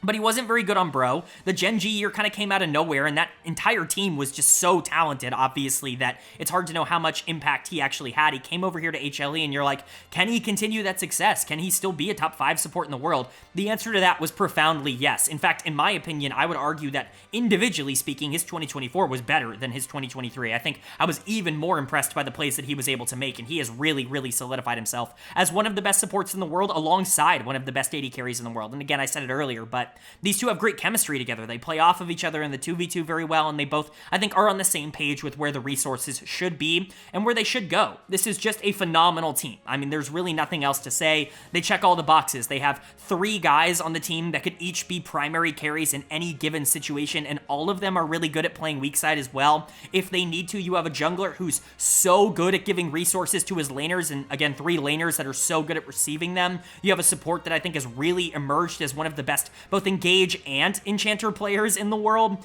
It's just a really, really nice lineup. Again, if you wanted HLE at 3, if you think there's natural regression coming down, or you think Zeus is a worse regular season player than Doran, and that means T1 will be better, you know, you don't think as highly of Zeka or Peanut as I do. All of those things I think are fair and they're understandable. They're not how I believe, but if you wanted this team at 3, I can definitely understand that. But for me, I'm putting a lot of respect on the defending champions' names. I think they might have gotten even better in the offseason with the changes that they've made, and I think they're going to have a chip on their shoulder to prove that last year was not a fluke, and so really excited to see what their 2025 looks like. But now that we've wrapped up Group Baron, let's go ahead and jump into our second group, which of course is Group Elder. It's the 2 big objectives on the map, and coming in last in Group Elder, this one even more clear for me. This is easily the worst team on this side, in my opinion. It's going to be DRX. At least on paper, I do not trust this team. I do not think that they have a very high ceiling. I think that they are really relying on one player to put them in a lot of good, like positive positions, especially against a lot of the other teams on the other side of this bracket. But I do think they could potentially make their team better as the year goes on. As it is right now, I think they're making all of the wrong roster choices, and I'm really not a big fan of their offseason, but we'll get into that as we go through it. Their lineup, at least for now, is looking like Rich in the top lane, Sponge in the jungle, Yucal in the mid lane, Teddy at AD carry, and Ondel at support. Once again, I want to remind you guys that the dashes mean that there is another player on the roster that could potentially be starting in that role. That's the case for both jungle and support for this team. You know, I said it in the little intro package that I just did there, but I actually think they have better players in both jungle and support that are not starting at the current moment. We'll see if that ends up being something that they play for. But if you want like a rundown of DRX and what you can expect from this team, why they have a chance of being, you know, top 7, top 8 instead of bottom 1, because I honestly think they were in contention for being a team that was near bottom 2, bottom 1 in my power rankings, look no further than Yucal in the mid lane. It really all comes down to that. Is Yucal really is that good, or he has been that good for a little while? He comes back over here to the LCK after an incredibly successful stint over in the LPL. I guess it kind of depends on what your version of successful is, but he was so good individually. His mechanics were so strong. He was a borderline top 5, top 6 mid laner in the LPL for basically his entire tenure on Thunder Talk Gaming. That team never really found success because he didn't have the teammates around him. Sound familiar? It's a very similar situation to what he has here on DRX, but his individual performances have carried that team from being what would be a bottom 2, bottom 3 team to a team that competes for top 10 basically every single split. And so I think something similar is going to happen here. If you wanted to see this team closer to number 9, like lower than BRION or even lower than, you know, FearX, I think that's relatively realistic. But the one reason that I can't do that is I think Yucal is simply too good. He's just going to win too many games for this team. And one thing that DRX has adamantly lacked, I would say, over the course of the last year or two is a strong primary carry. They've not really been able to put their resources into one player in particular. They've been kind of hoping and praying that Teddy can be that for this team, and Teddy's really good as a secondary carry, as a weak side bot laner, as somebody somebody who isn't going to lose and is going to be there, you know, relatively neutral in late game team fights and perform well there. But Teddy is not a primary option on a team that actually wants to try to win games. We've seen that basically everywhere he's played throughout the course of his career. But I think bringing someone like UCal in who can be that primary carry option, that can take some of that responsibility away from Teddy, that's the positive, I guess, of DRX. That's the reason that there is some optimism surrounding this team. And I do think they should be able to beat the worst teams in the league just purely based off of that alone. I think that is such a big strength for them. But again, it's not like the bot lane is horrible. I think Teddy is fine as an AD carry. I've kind of gotten a reputation of being a bit of a Teddy hater on this channel just because I think he's mega overrated by the community because he's a popular name. He used to play for T1. He was on those Gen Air teams for so long that were a disaster and was playing well on those. He's kind of a fan favorite because it feels like he's been hard stuck his whole career. But the reason it feels like he's been hard stuck is he kind of is just a KDA warrior. Again, I really don't want to sit here and try and pretend like Teddy is a bad player, but Teddy is certainly not an elite AD carry. He's not even really an above average AD carry at this point in his career. I think he's like the definition of what an average AD carry at this level looks like, which is totally fine. You can win games with an average AD carry in the LCK, but what Teddy is a player that is going to play the 2v2 in lane incredibly safe. He's not going to take any risks. He's really not going to generate gigantic leads. He'll get, you know, a CS lead because he has really good mechanics, but he's not going to push that advantage. He's not going to fight in the mid game to be able to, you know, spiral the game out of control. He doesn't really like to play the snowball style. He wants to play for these late game team fights, which means he's often going into the late game neutral, and you just can't really do that against the best AD carries in the world right now. The other best AD carries are all going to be trying to get these gigantic leads or being primary win conditions for their team. It's just not really how Teddy operates. It's always been a mentality thing and not necessarily a like mechanics thing. He has the talent to be able to do that. He's just never had the mentality to be a primary option, quote unquote, in that way. But I think, again, bringing someone like UCal in allows Teddy to play more weak side in the early game, which in turn should bolster his ability to team fight later on in games and be more consistent in that stage. UCal and Teddy actually feel like a really good duo, in my opinion, because of how their playstyles complement each other. And so I would actually expect this to be a relatively positive pairing for DRX. And again, that's the reason they come in at number 8 in my power rankings and not number 9 or number 10, where I want to reiterate, I can absolutely see them being number 9 or number 10. If they were the worst team in the LCK, I'm really not going to be all that shocked, but UCal and Teddy, I think, make a nice combo. Now,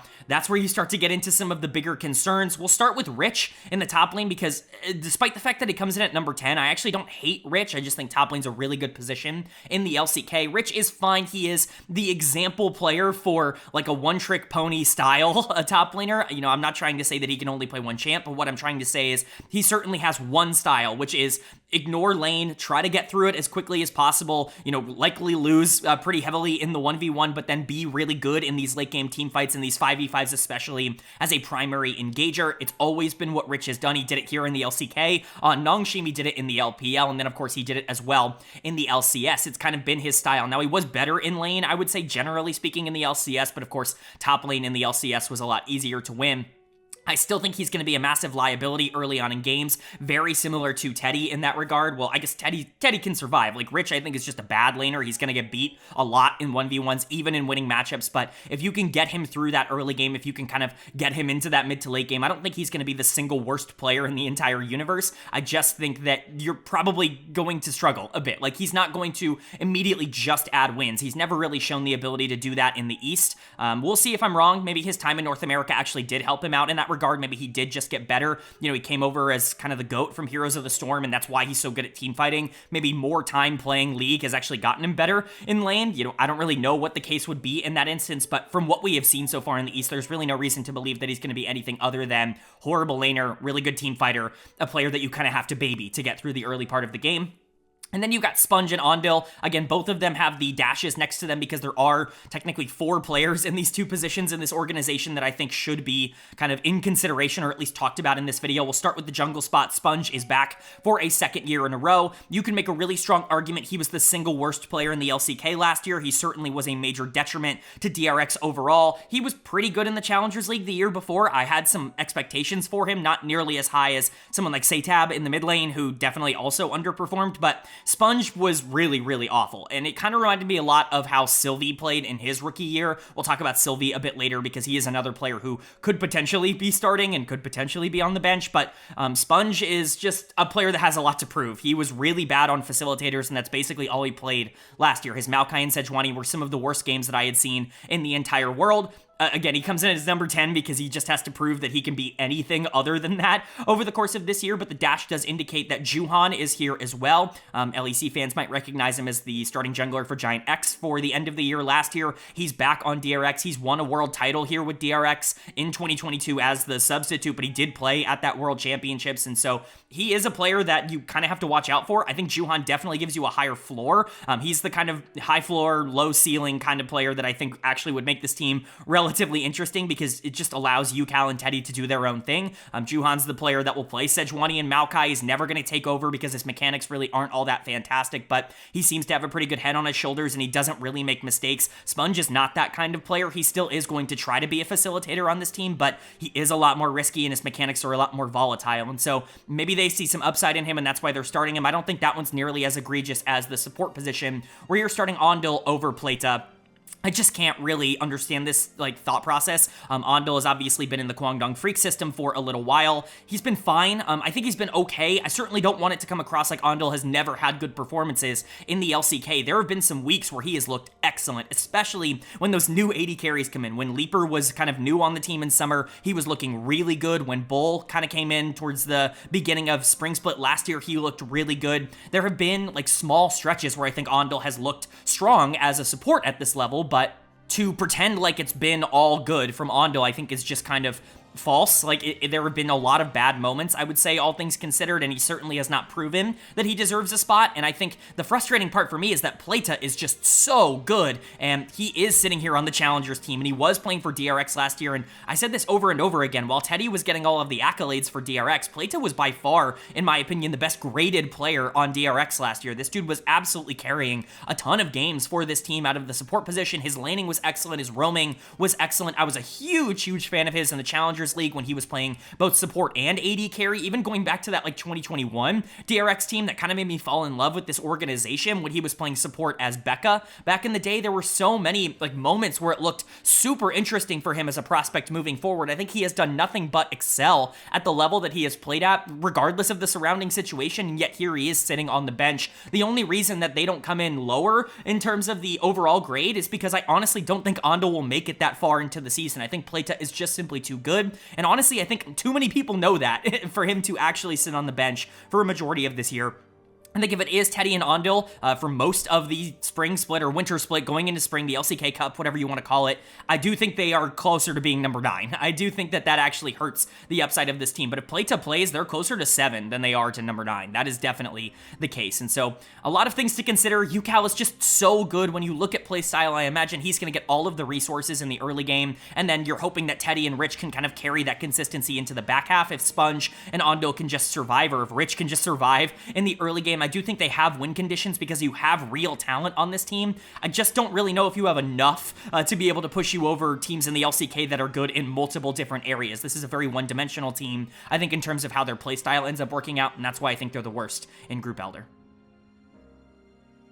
Then moving on to 4th in the group for me, and this is a team I could see doing way worse than 7th, but it's just really hard for me to put them any lower because of some of the talent on the team. It's NS RedForce coming in at number 7 in my preseason power rankings. Again, the top-end talent of this team is really good, and the kind of filler on the rest of the team is really not good and is very questionable. Usually speaking, that actually does not end particularly well in a region like the LCK, but I just can't rank them below number 7 because of some of the players on this team. I think it would be disingenuous to say that as a full package, I think this is worse than DRX or OK BRION or FearX or any of the other teams that we've talked about below them in the video. But if they ended number 10 this year, trust me, I'm certainly not going to be surprised. So let's go ahead and talk about it. Their lineup is looking like Kingin in the top lane, Gideon in the jungle, Fisher in the mid lane, Jiwoo at AD carry, and Lahens at support.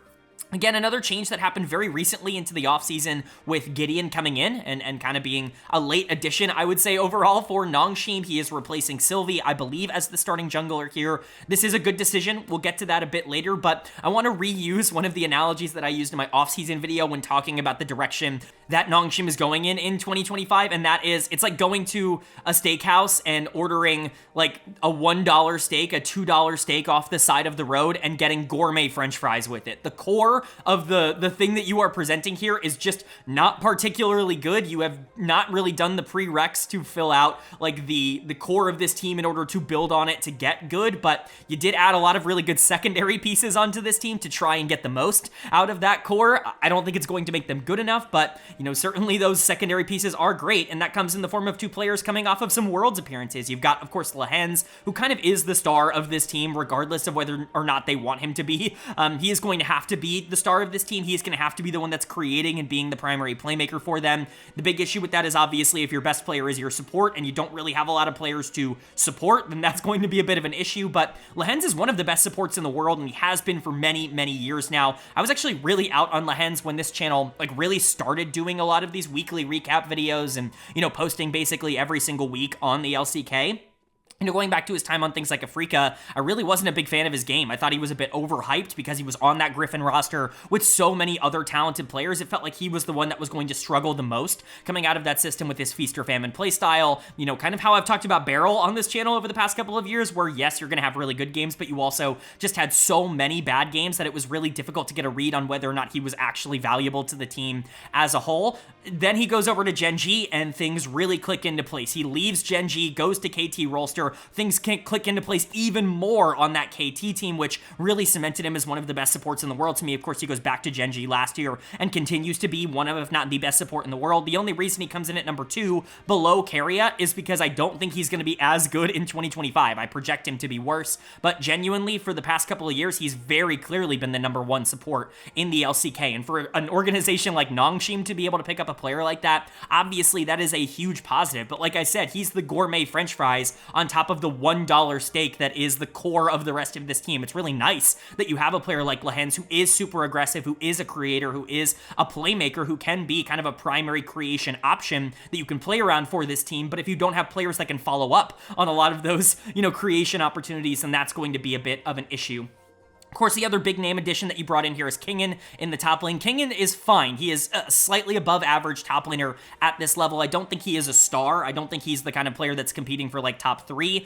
I think he is the kind of player that could potentially fall as low as like 5 or 6 if this team really struggles. I could see his individual performances getting a lot worse if his team around him is a lot worse, but I do think he is at times slightly underrated, at times slightly overrated. He might be the most properly rated player in the league if you really take like an aggregate of everybody's opinions. He is a good top laner that will have really good moments, but isn't particularly consistent and just isn't mechanically talented enough to be able to compete with players like Zeus and, you know, Keen and the other like top tier top laners in the LCK. He's not on their level, but he's solid enough. He's like your prototypical B player where you feel good about him even if you're a team that's trying to make Worlds, but he's not going to be like a game breaker. He's still good to have for a team like Nongshim, but again, kind of a concern that he's going to be one of the best players on this team. That's not really a role that you ever want Kingen to fill. I just don't know if he's going to be able to push you into top 4 or top 5 contention as that kind of player. The other player that I am really excited about here is Jiwoo. Some people might be frustrated by the number 8 rank, but again, like, take a look at the grand scheme of things. He's coming in just below a player like Teddy. This is not meant to be disrespectful.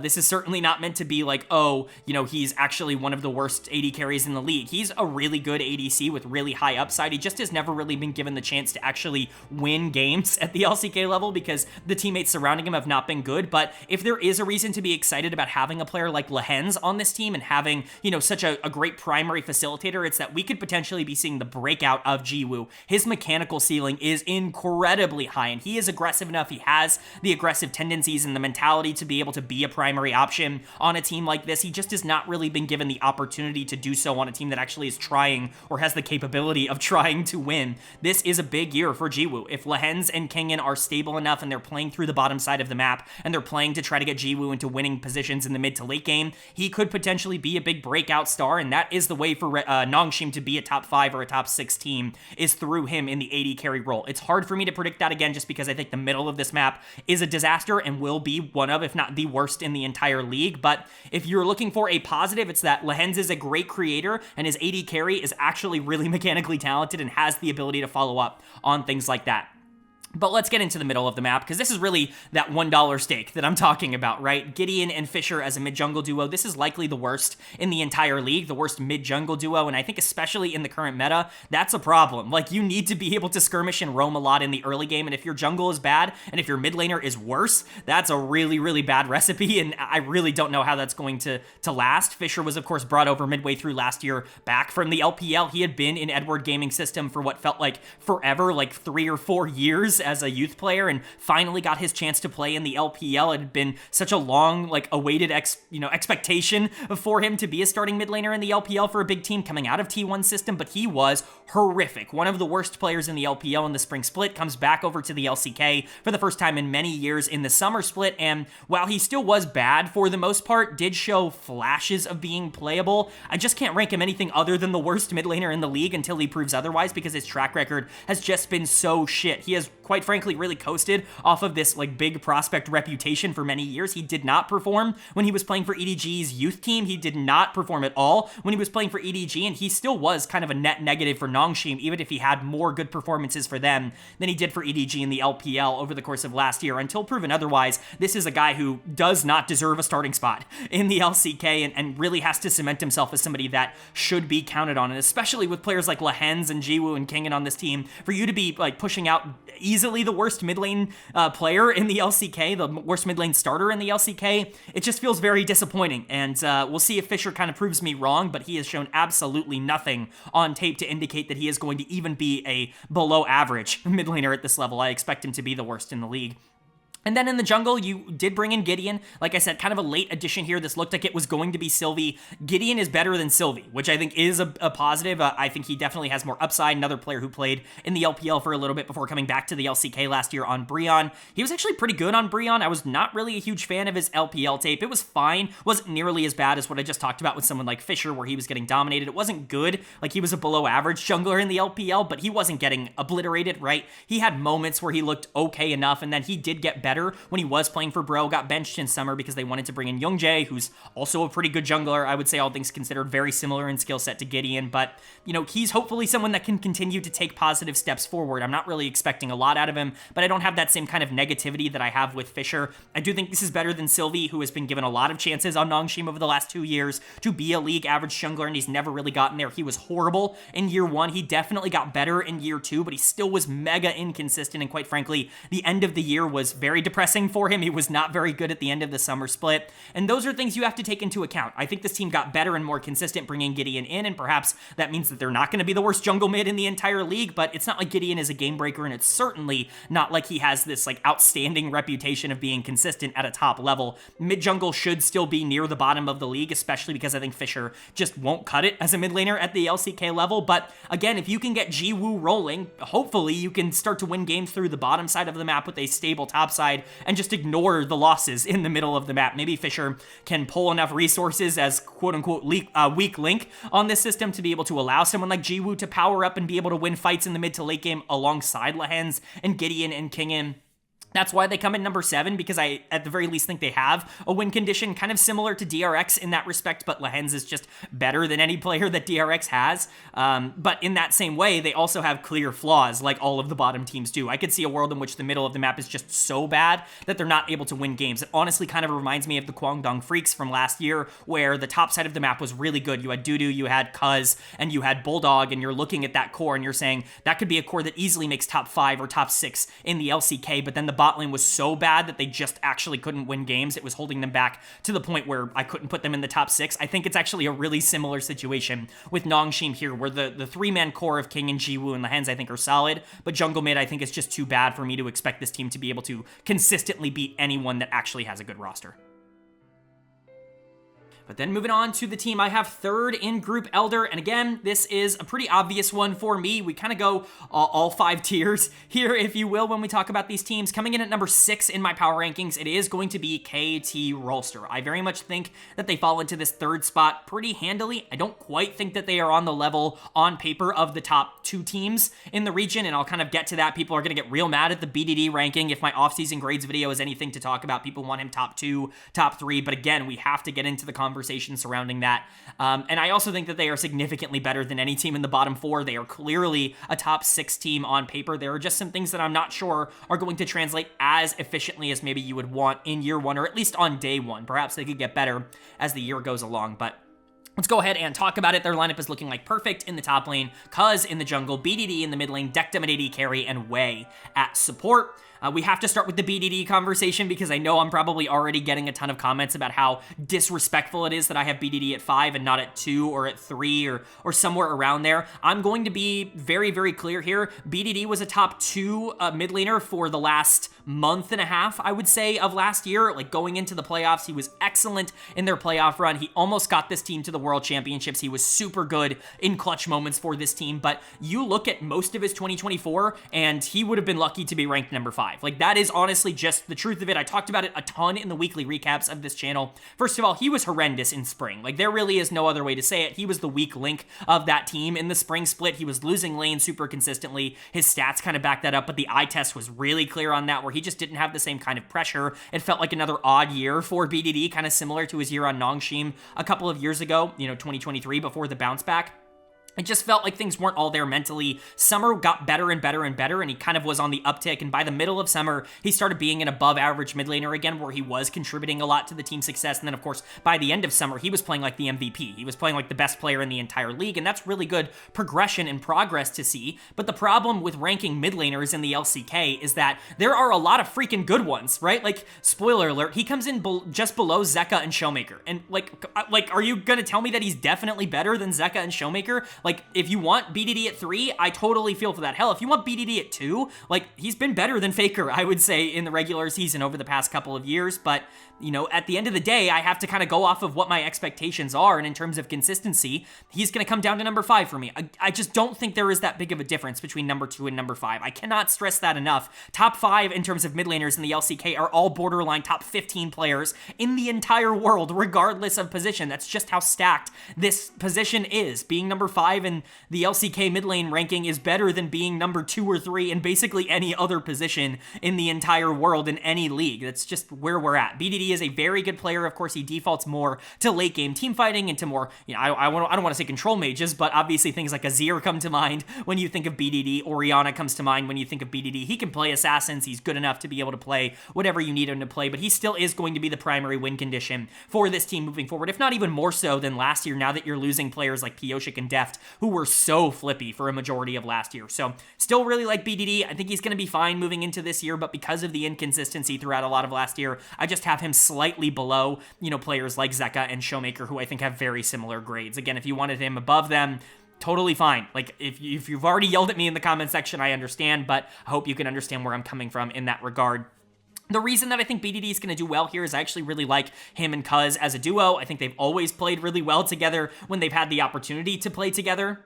Cuz is just one of those players that you feel really good about in terms of his playstyle. He is pretty versatile. He can play, engagers and facilitators if he needs to. He can play the Maokai and the Sejuani and the Zac and all of those things if he has to. He obviously feels more comfortable being a bit more of a carry, being a bit more of a main character, but I do actually think that fits rather well into this team, where I don't imagine they're going to be putting a ton of resources top and bot lane. Both of those lanes I think are going to execute a lot better in terms of weak side. I think the middle of the map is certainly going to be where a lot of these resources end up going, and I think Cuz ends up working out in that regard. Bringing him back to KT Rolster, I think, is just generally a positive for them, and, I think his year on Kwangdong was pretty good last year. I don't think he was an all-pro like some others are going to make him out to be, but he was a top 4, jungler. He was really solid. He wasn't in that upper echelon, but I absolutely think he could get back there, especially now that I think he's on a more complete team than what he was on in 2024.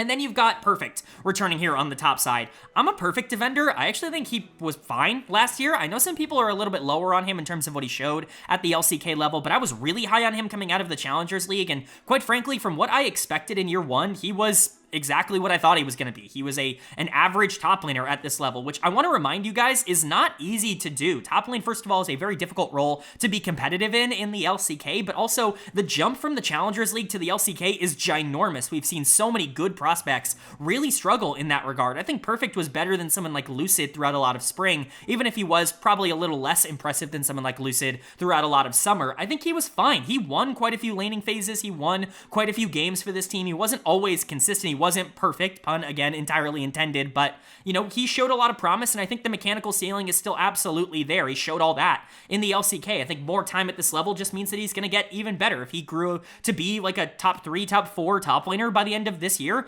I'm certainly not going to be surprised. I really like this retention. It looked like they were going to be moving in a different direction this offseason. I'm honestly glad that they didn't. I like Perfect a lot as a player, so we'll see where that ends up going. Top side's good. And then you've got Dectum and Wei. This is where I start to get a little bit more concerned. Not because of Wei. I really like the promotion of Wei here. I think they probably should have retained Hype as well. I would have actually been a lot more interested in this bot lane, even if they graded out a bit worse in terms of floor, if this was Hype and Wei coming into the bot lane here. But Wei is just a really interesting support prospect. I think Hype was definitely more hype in terms of the expectation for me, and support is a really difficult position to break into in the LCK, but Wei is certainly not a slouch. He's really good on engagers, and I imagine that's going to be what he plays for, and again, that's a big reason why I think Dectum will be weak side for the most part. I think Cuz and Wei hopefully are going to have good chemistry to play together and be able to play the map. I think that's going to be really integral to Wei's success early. I just don't know if he's going to be dominant in the 2v2, and again, that's kind of where I draw the line with KT Rolster, where Dectum is also not a player that I'm expecting to really break through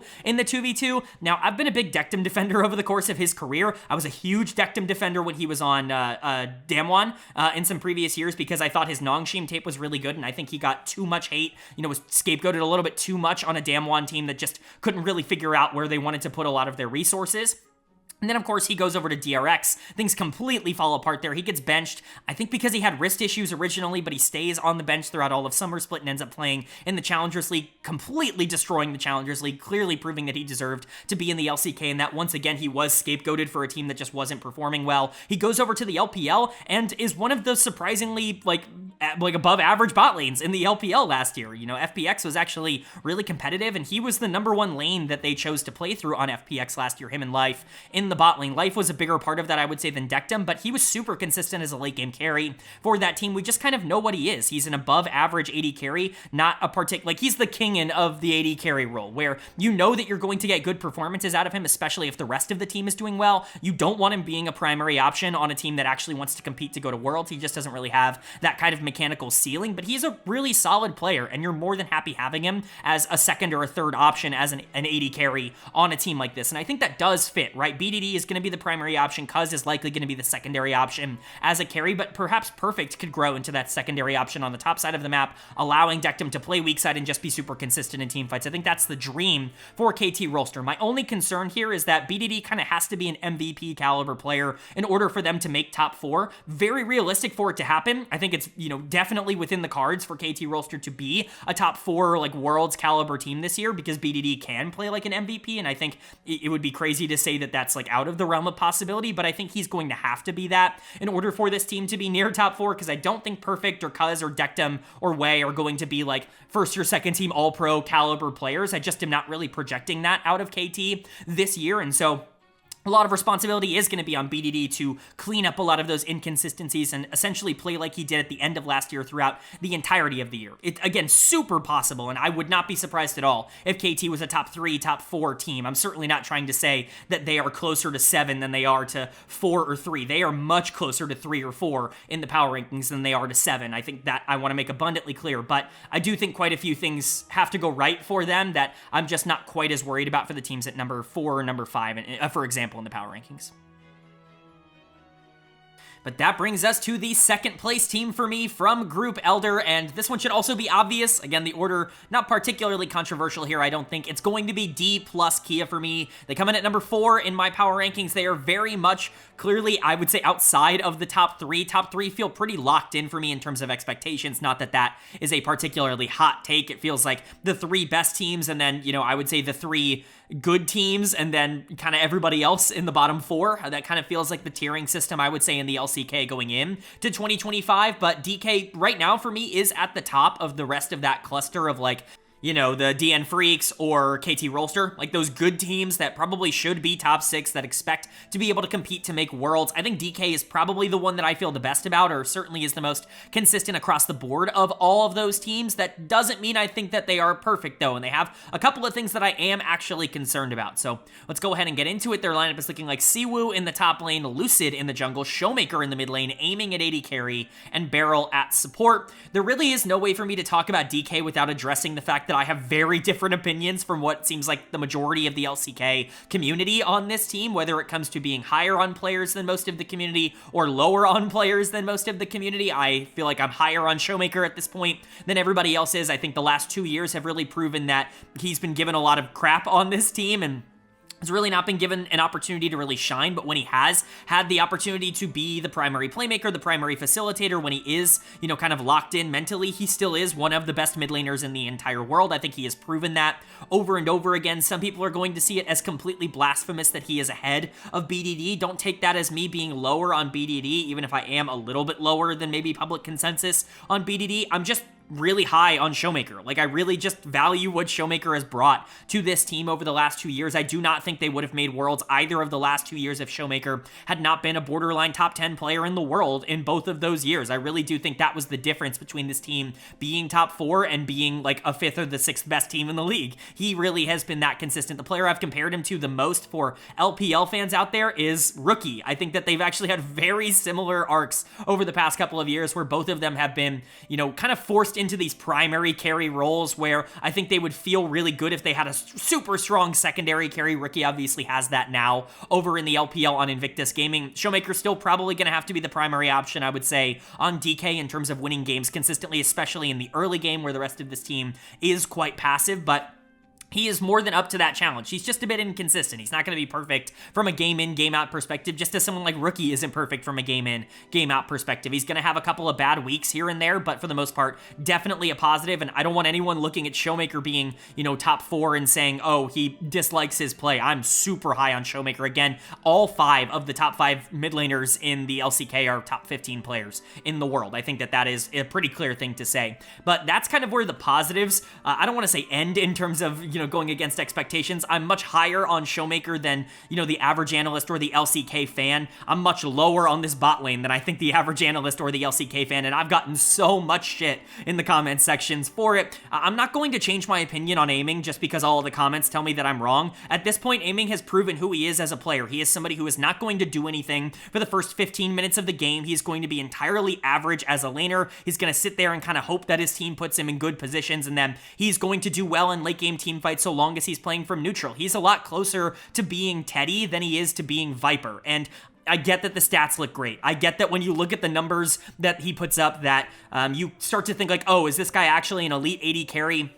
But as I always say with League of Legends stats, especially in the way that they exist, like, they're not baseball stats. It's not the same as you can look in baseball and you can see the number of home runs, and that actively equates to how many home runs they hit. It's a straightforward stat. You can look at it and immediately know what it is. That's not the case for League of Legends statistics. Even the more straightforward ones, like GD at 15 or CSD at 15, like, they are all context dependent because all of them are game situational, which is why you have to cross-reference all of those stats with what you're seeing on tape. It's very clear where those numbers came from for me, which is Aiming playing really safe in the early game, being able to receive a lot of resources from players like Lucid and Showmaker that are very happy to move resources down to the bot lane. It's something that if they felt very comfortable doing last year, and then him being able to output a ridiculous amount of damage in the late game because he didn't really have to ever put himself in any danger. It was the rest of the team that was taking risks to set Aiming up rather than Aiming doing anything particularly special. Again, these are the context-dependent stats. He had one of the highest jungle proximities of any AD carry in the world last year, regardless of region, and it just goes to show you how many resources he receives above the average AD carry at this level. I think when you look at the gameplay of what Aiming does, he doesn't really do anything particularly exceptional except play the 5v5s in the later half of the game, which again is a really valuable trait. It's good to have a player like that, and he still ranks as my number 4 AD carry, but I've had so many people that scream at me for not putting him as a top 2, top 3 AD carry in the LCK. He's not as good as Ruler, he's not as good as Viper, and he's not as good as Gumayushi. He's just not on the level of those players. He is a lot more team dependent, he is a lot more situation dependent, and he comes in at number 4 because because of that. He still is an asset to this team, but at some point I have to stop talking about this big disparity that I seem to have in terms of, you know, context when it comes to aiming as a player, and just say, this is my opinion, take it or leave it, right? I like to hear from the community in that regard, but I'm not going to change my opinion just because people seem to disagree with it. And I guess that kind of carries over to Beryl as well, who have also been a lot lower on than consensus over the past couple of years. You know, the Beryl takes, I think, have been remarkably fair from me. He was one of the least valuable players in the entire league in 2023 on DRX, that final year there. And even in 2022, when they won Worlds, he was awful domestically. And I think people forget that because he was so good at the World Championships, because he did kind of turn things around. He was a big reason why that team almost missed Worlds. Like, they were not this dominating team. They were 500, and Beryl lost them a ton of games over the course of that year. This has not really been a player that's been consistent ever since he left Damwon the first time in 2021, and so I've kind of really been looking for that bounce back. I think some of that was there last year on KT Rolster. Deft kind of became the one that was a lot more flippy, that was a lot more feast or famine is kind of the term I like to use on this channel. Beryl was honestly more stable, I would say, than his AD carry in that last stop, but the uncomfortable truth that I don't think a lot of Dplus KIA fans kind of want to hear when it comes to what Beryl has been over the last couple of years is that he compares a lot more to someone like Kellen than he does to someone like Lehens or Delight or someone like that on the upper echelon. Still a good support, someone that you value because of the shot calling and the ability to manage the game, but is going to put himself in bad situations and is going to be very inconsistent with it. I think he is a little bit better than Kellen in that regard, just because I think last year was better for him than it was for Kellen. But the player that I've always compared him the most to, and honestly the two players that I think are very similar, again, another player who's over in the LPL, is Kale on Anyone's Legend. Now, of course, formerly of Sandbox here in the LCK. I think they're almost identical players in terms of how they play the games. Sometimes the games are going to go really well, but because they put so much of an emphasis on getting deep vision and, you know, trying to make these really aggressive plays to set up for the rest of their team, they're just not always going to be the most consistent in terms of output. I think Beryl is a good support, but he is no longer a top 2 or a top 3 support in the world. And maybe coming back to D+, coming back to the Damwon organization, maybe that can like re-inspire him and get him back on the right track, because the last time he was a world-class support for long periods of time, it was on Damwon back in 2020 and 2021, but I just have to go off of what I've seen from the tape in the last 3 years, which is a super inconsistently good player with very good macro and the ability to kind of control the team. And hopefully he can be that. I expect this team to be very flippy because of Showmaker and Beryl. Both of them are very aggressive and very flippy. You know, I don't know if they necessarily have the same kind of mechanics to pull that off as they did 4 or 5 years ago, but it is going to be interesting to see them back together. So I guess that's all the crazy opinions out of the way. I'm lower on the bot lane. I'm higher on the mid lane. That kind of ends up canceling itself out and putting DK kind of where a lot of other people have them, just in a different way than I think a lot of other people have them. But top side of the map, I'm very interested to look at. Lucid obviously just kind of got better and better as the year went on. Last year was really bad, I would say, in the regular season in the spring split, but played really well in the spring playoffs, and that was kind of a precursor of how well he would play in the summer split. Again, I think I just chalk this up to the transition between the LCK Challengers League and the LCK just being really large. It's really difficult to come into a situation as an LCK Challengers League player and immediately be good in the LCK. There's just not been a lot of players that do that. Lucid's a very good prospect, and it took him some time to get used to the LCK, and he got used to the LCK. I think he will get better this year. He's going to compete to be a top 3, top 4 jungler in the league, and I think, especially because he was so much better on facilitators than I anticipated going into 2024, I expect that to continue going into 2025, where the Maokai and the Sejuani are still going to be prioritized pretty heavily, and they're probably still going to play for bot lane a lot, especially now that Beryl is here, and he's even more of a resource-heavy player than someone like Moham or Kellen was these previous years. And then you have Siwoo in the top lane. This is their big promotion from the Challengers League this year. You know, I expect a very similar arc to what we just talked about with someone like Lucid. You know, I compare him very favorably to someone like Perfect that we already talked about in today's video, where he is incredibly mechanically talented, and he was kind of dominating the Challengers League in the same way that Perfect was really good. I think Siwoo might even have a higher mechanical ceiling than either of those players. I think he's maybe the best top lane prospect I've evaluated since maybe Zeus coming out of the LCK Challengers League. That includes Thanatos. I think Siwoo is definitely a better prospect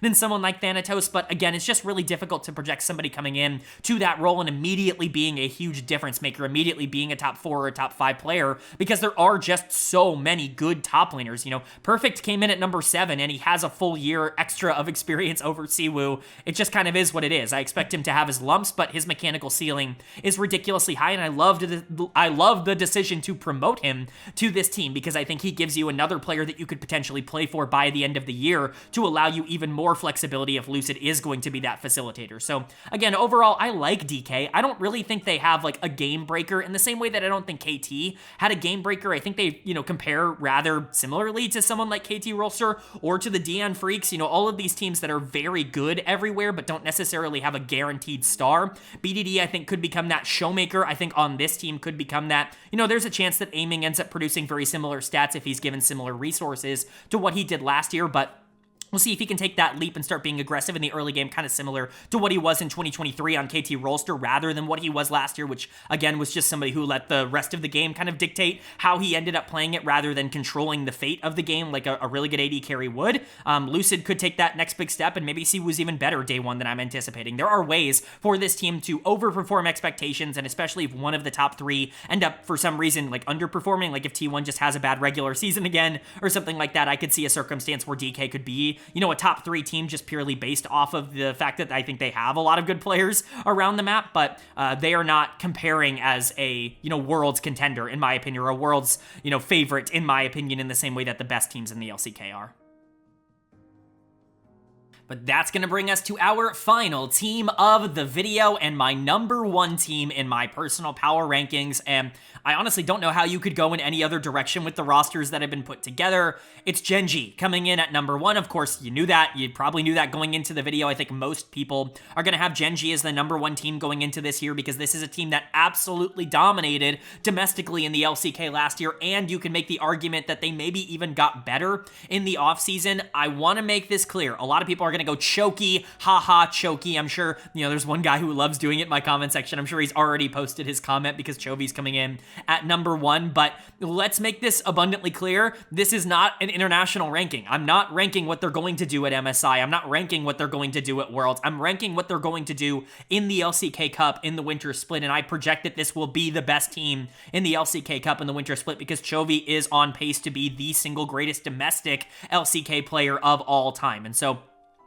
with that out of the way, let's actually get into the analysis of this team. Their lineup is looking like Keen in the top lane, Canyon in the jungle, Chovy in the mid lane, Ruler at AD carry, and Duro at support. Of course, the top side of the map staying exactly the same. Keen, Canyon, and Chovy are the core of this team. I mean, Chovy is the franchise player for Gen.G. At times this offseason, it looked like he might be leaving to go to the LPL. I think luckily for LCK fans and luckily for Gen.G fans, he did decide to stick around. He is the best domestic LCK player, and it's not particularly close. Whenever this guy wants to win MVP, he's going to win MVP. He has proven that over and over and over again. I want to reiterate, if you want to sit here and say that he can't get it done internationally, I'm willing to listen to that argument more so. Like, I'm willing to listen to him not being the guaranteed number one player in the world internationally, but in terms of domestic play, there is no argument. Chovy has been the best domestic performer across like the last 3 years without question. It's really not even been all that up for debate, and because of that, he is coming in as the number one mid laner. I expect him to compete to win MVP again.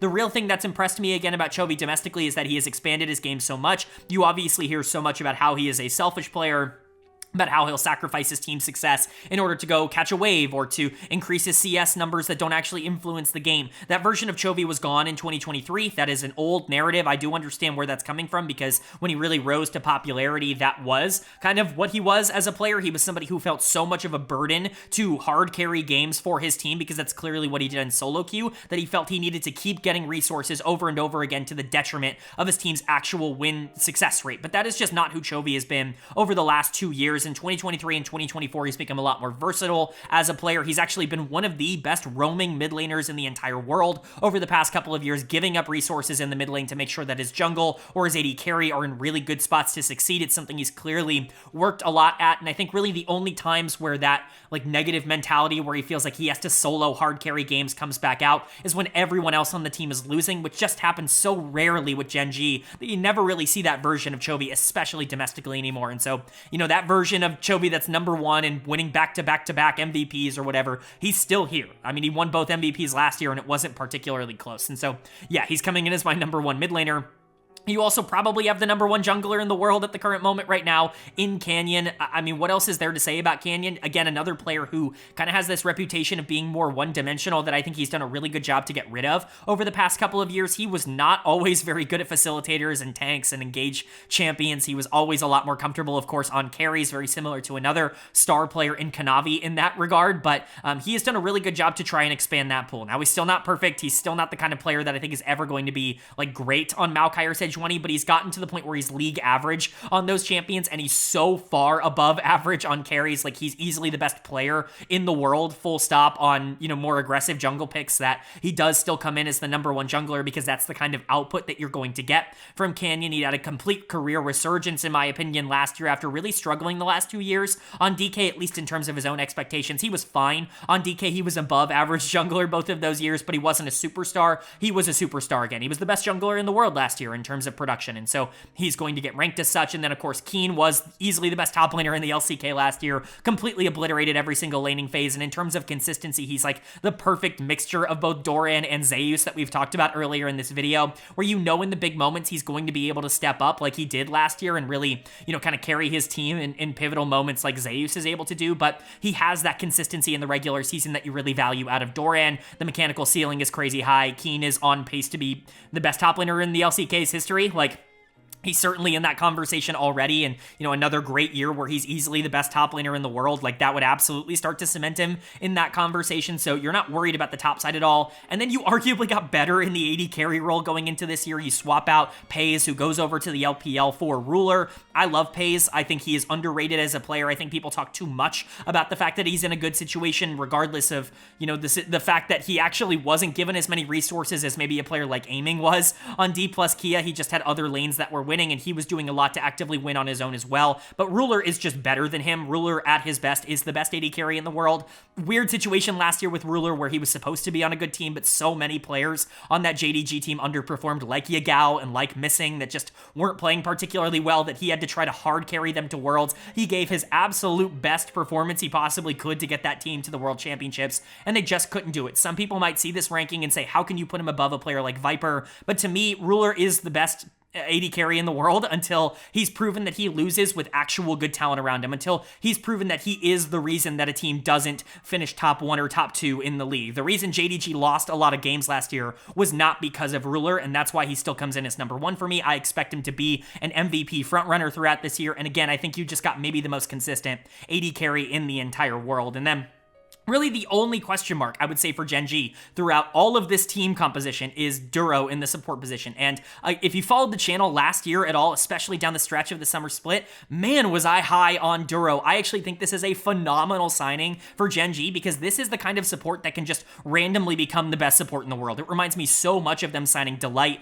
before the 2023 season, but I would argue Duro has a significantly better track record than a player like Delight did before he came to Gen.G. He was like a borderline all-pro guy, even though he only played half the split for FearX. There was a lot of up and down play in the support position outside of players like Lehens at the top level. Lehens and Delight were really the only two that were consistent domestically. KT was certainly not having the best split of his career, and nobody else was really stepping up to be an all-pro caliber guy. It was really like if Duro had played the whole split, he would have been third team all-pro for me, and I think for a lot of other people. And that kind of player coming into Gen.G, getting to play with Ruler, getting to play with Canyon, getting to play with Chovy, like there's a chance he becomes the best support in the world. I think he has the mechanics to do so. Now, I'm certainly not going to project him as such. He comes in as number 7 in terms of my preseason rankings because he just hasn't shown that at the LCK level yet. And you don't always have that perfect like plug and play fit. But if he had a really bad year, I'd honestly be kind of surprised. I think he's going to be an all-pro caliber support here for this team just because of the surrounding core and just because of the way that they want to play the game. I generally think his role is going to be relatively easy early on, and I think if he can continue to grow in the same way that players like Delight and Lehens grew when they came over to Gen.G, like who's to say he can't be the next generation like star support to come out of the LCK? I think that that is entirely possible. So really like the addition of Duro here, even if I do think his floor is a lot lower just because he's so much more unproven than everybody else. He's only played a half a split at the LCK level. He just was so good in that half a split that I feel good about it, and then everybody else is number 1 in their role. And honestly, I have a hard time time even thinking like any of them should be contested for that. Keen certainly isn't. He's clearly number one. Canyon is clearly number one, at least in terms of expectations going into the year. Chovy should clearly be number one outside of the people who randomly like to hate him. And then Ruler, obviously, to me, is number one. But if you wanted to put Viper there, I think that's like the most contestable one. If you wanted Ruler at 2 and Viper at 1, I think that that's also relatively fair. But I mean, this team is just so stacked across the board, and they've had such a good track record of succeeding domestically that I really don't think there's any reason to believe that that's going to change at all in 2025. All right, but that is going to do it for my LCK Cup, or LCK Winter Split Primer, Power Rankings, Overview video, everything you need to know about all 10 teams here in the LCK. Of course, up on the screen, the 2 groups ordered and how strong I think the teams are, but really, at the end of the day, it doesn't matter if you are better or worse than the teams that are in your group. What matters is if you can beat teams in the other group, which certainly makes things a lot more interesting because of the way the format works. Like, for example, Hanwha Life Esports, they will not play T1. They will not play the DN Freecs in the regular season. They will only play Gen.G and Dplus KIA and KT Rolster, all 5 of the other teams from the other side of the group. Whichever group has more wins coming out of that regular season stage is winner's group.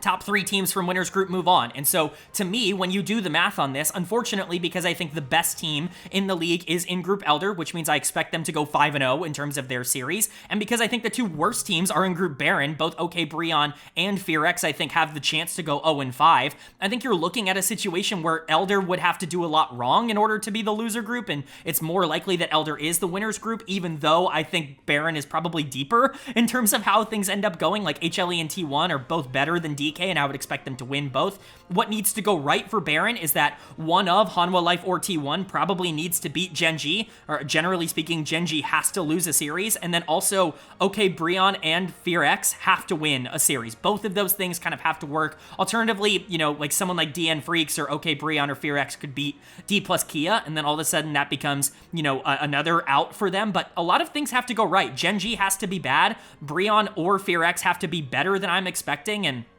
those are just not things that I'm expecting to happen. And so Elder is my predicted group to win, which does mean that I think, you know, like Gen.G, DK, KT probably auto-qualify for the final stage. One thing to note, though, tiebreakers are going to be crazy in this format. Like, there is no way to avoid what is likely going to be a 3 or a 4-way tiebreaker coming out of this, both for the winning group and the losers group, because remember, the team that does the worst in losers group is eliminated. And if OK Bro or FearX, if they both, like, say, go 1-4 or 0-5 or something like that, well, now all of a sudden you're looking at a tiebreaker to see who gets 10th, and that also becomes interesting. I have KT, Nongshim, and DRX all winning 2 series. I think they can all beat Bro and FearX, but they probably can't beat anybody else in Group BRION, and that means they all tiebreak for 3rd place. And then let's say DN beats DK, well, now you have a 4-way tie for 2nd place in Group Elder. The tiebreakers in this are just going to be, like, absolutely absurd. I think this format is really stupid, and quite frankly, I hope they don't bring it back. Maybe I'll be wrong. Maybe the games will be super hype and,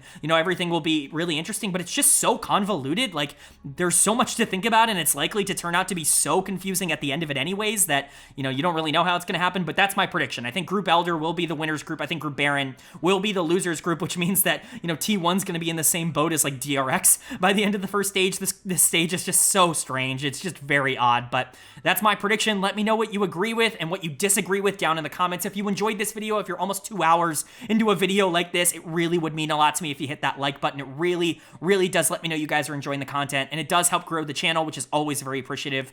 I'm very appreciative of that, but also hit subscribe. We're going to be posting about the 2 Western regions as we get closer to their start dates as well. The LEC video is going to come out later this week. The LTA North video is going to come out next week, and so if you're interested in that content as well, hit the subscribe button and hit that bell so you can be notified when those videos do go live. And of course, we will also be doing weekly recaps for every single LCK series that happens over the course of the year. So if you're a big LCK fan, this is a great place to be. But with all that being said, I hope you all are having a great day. Hope you continue to have a great day, and I will see you all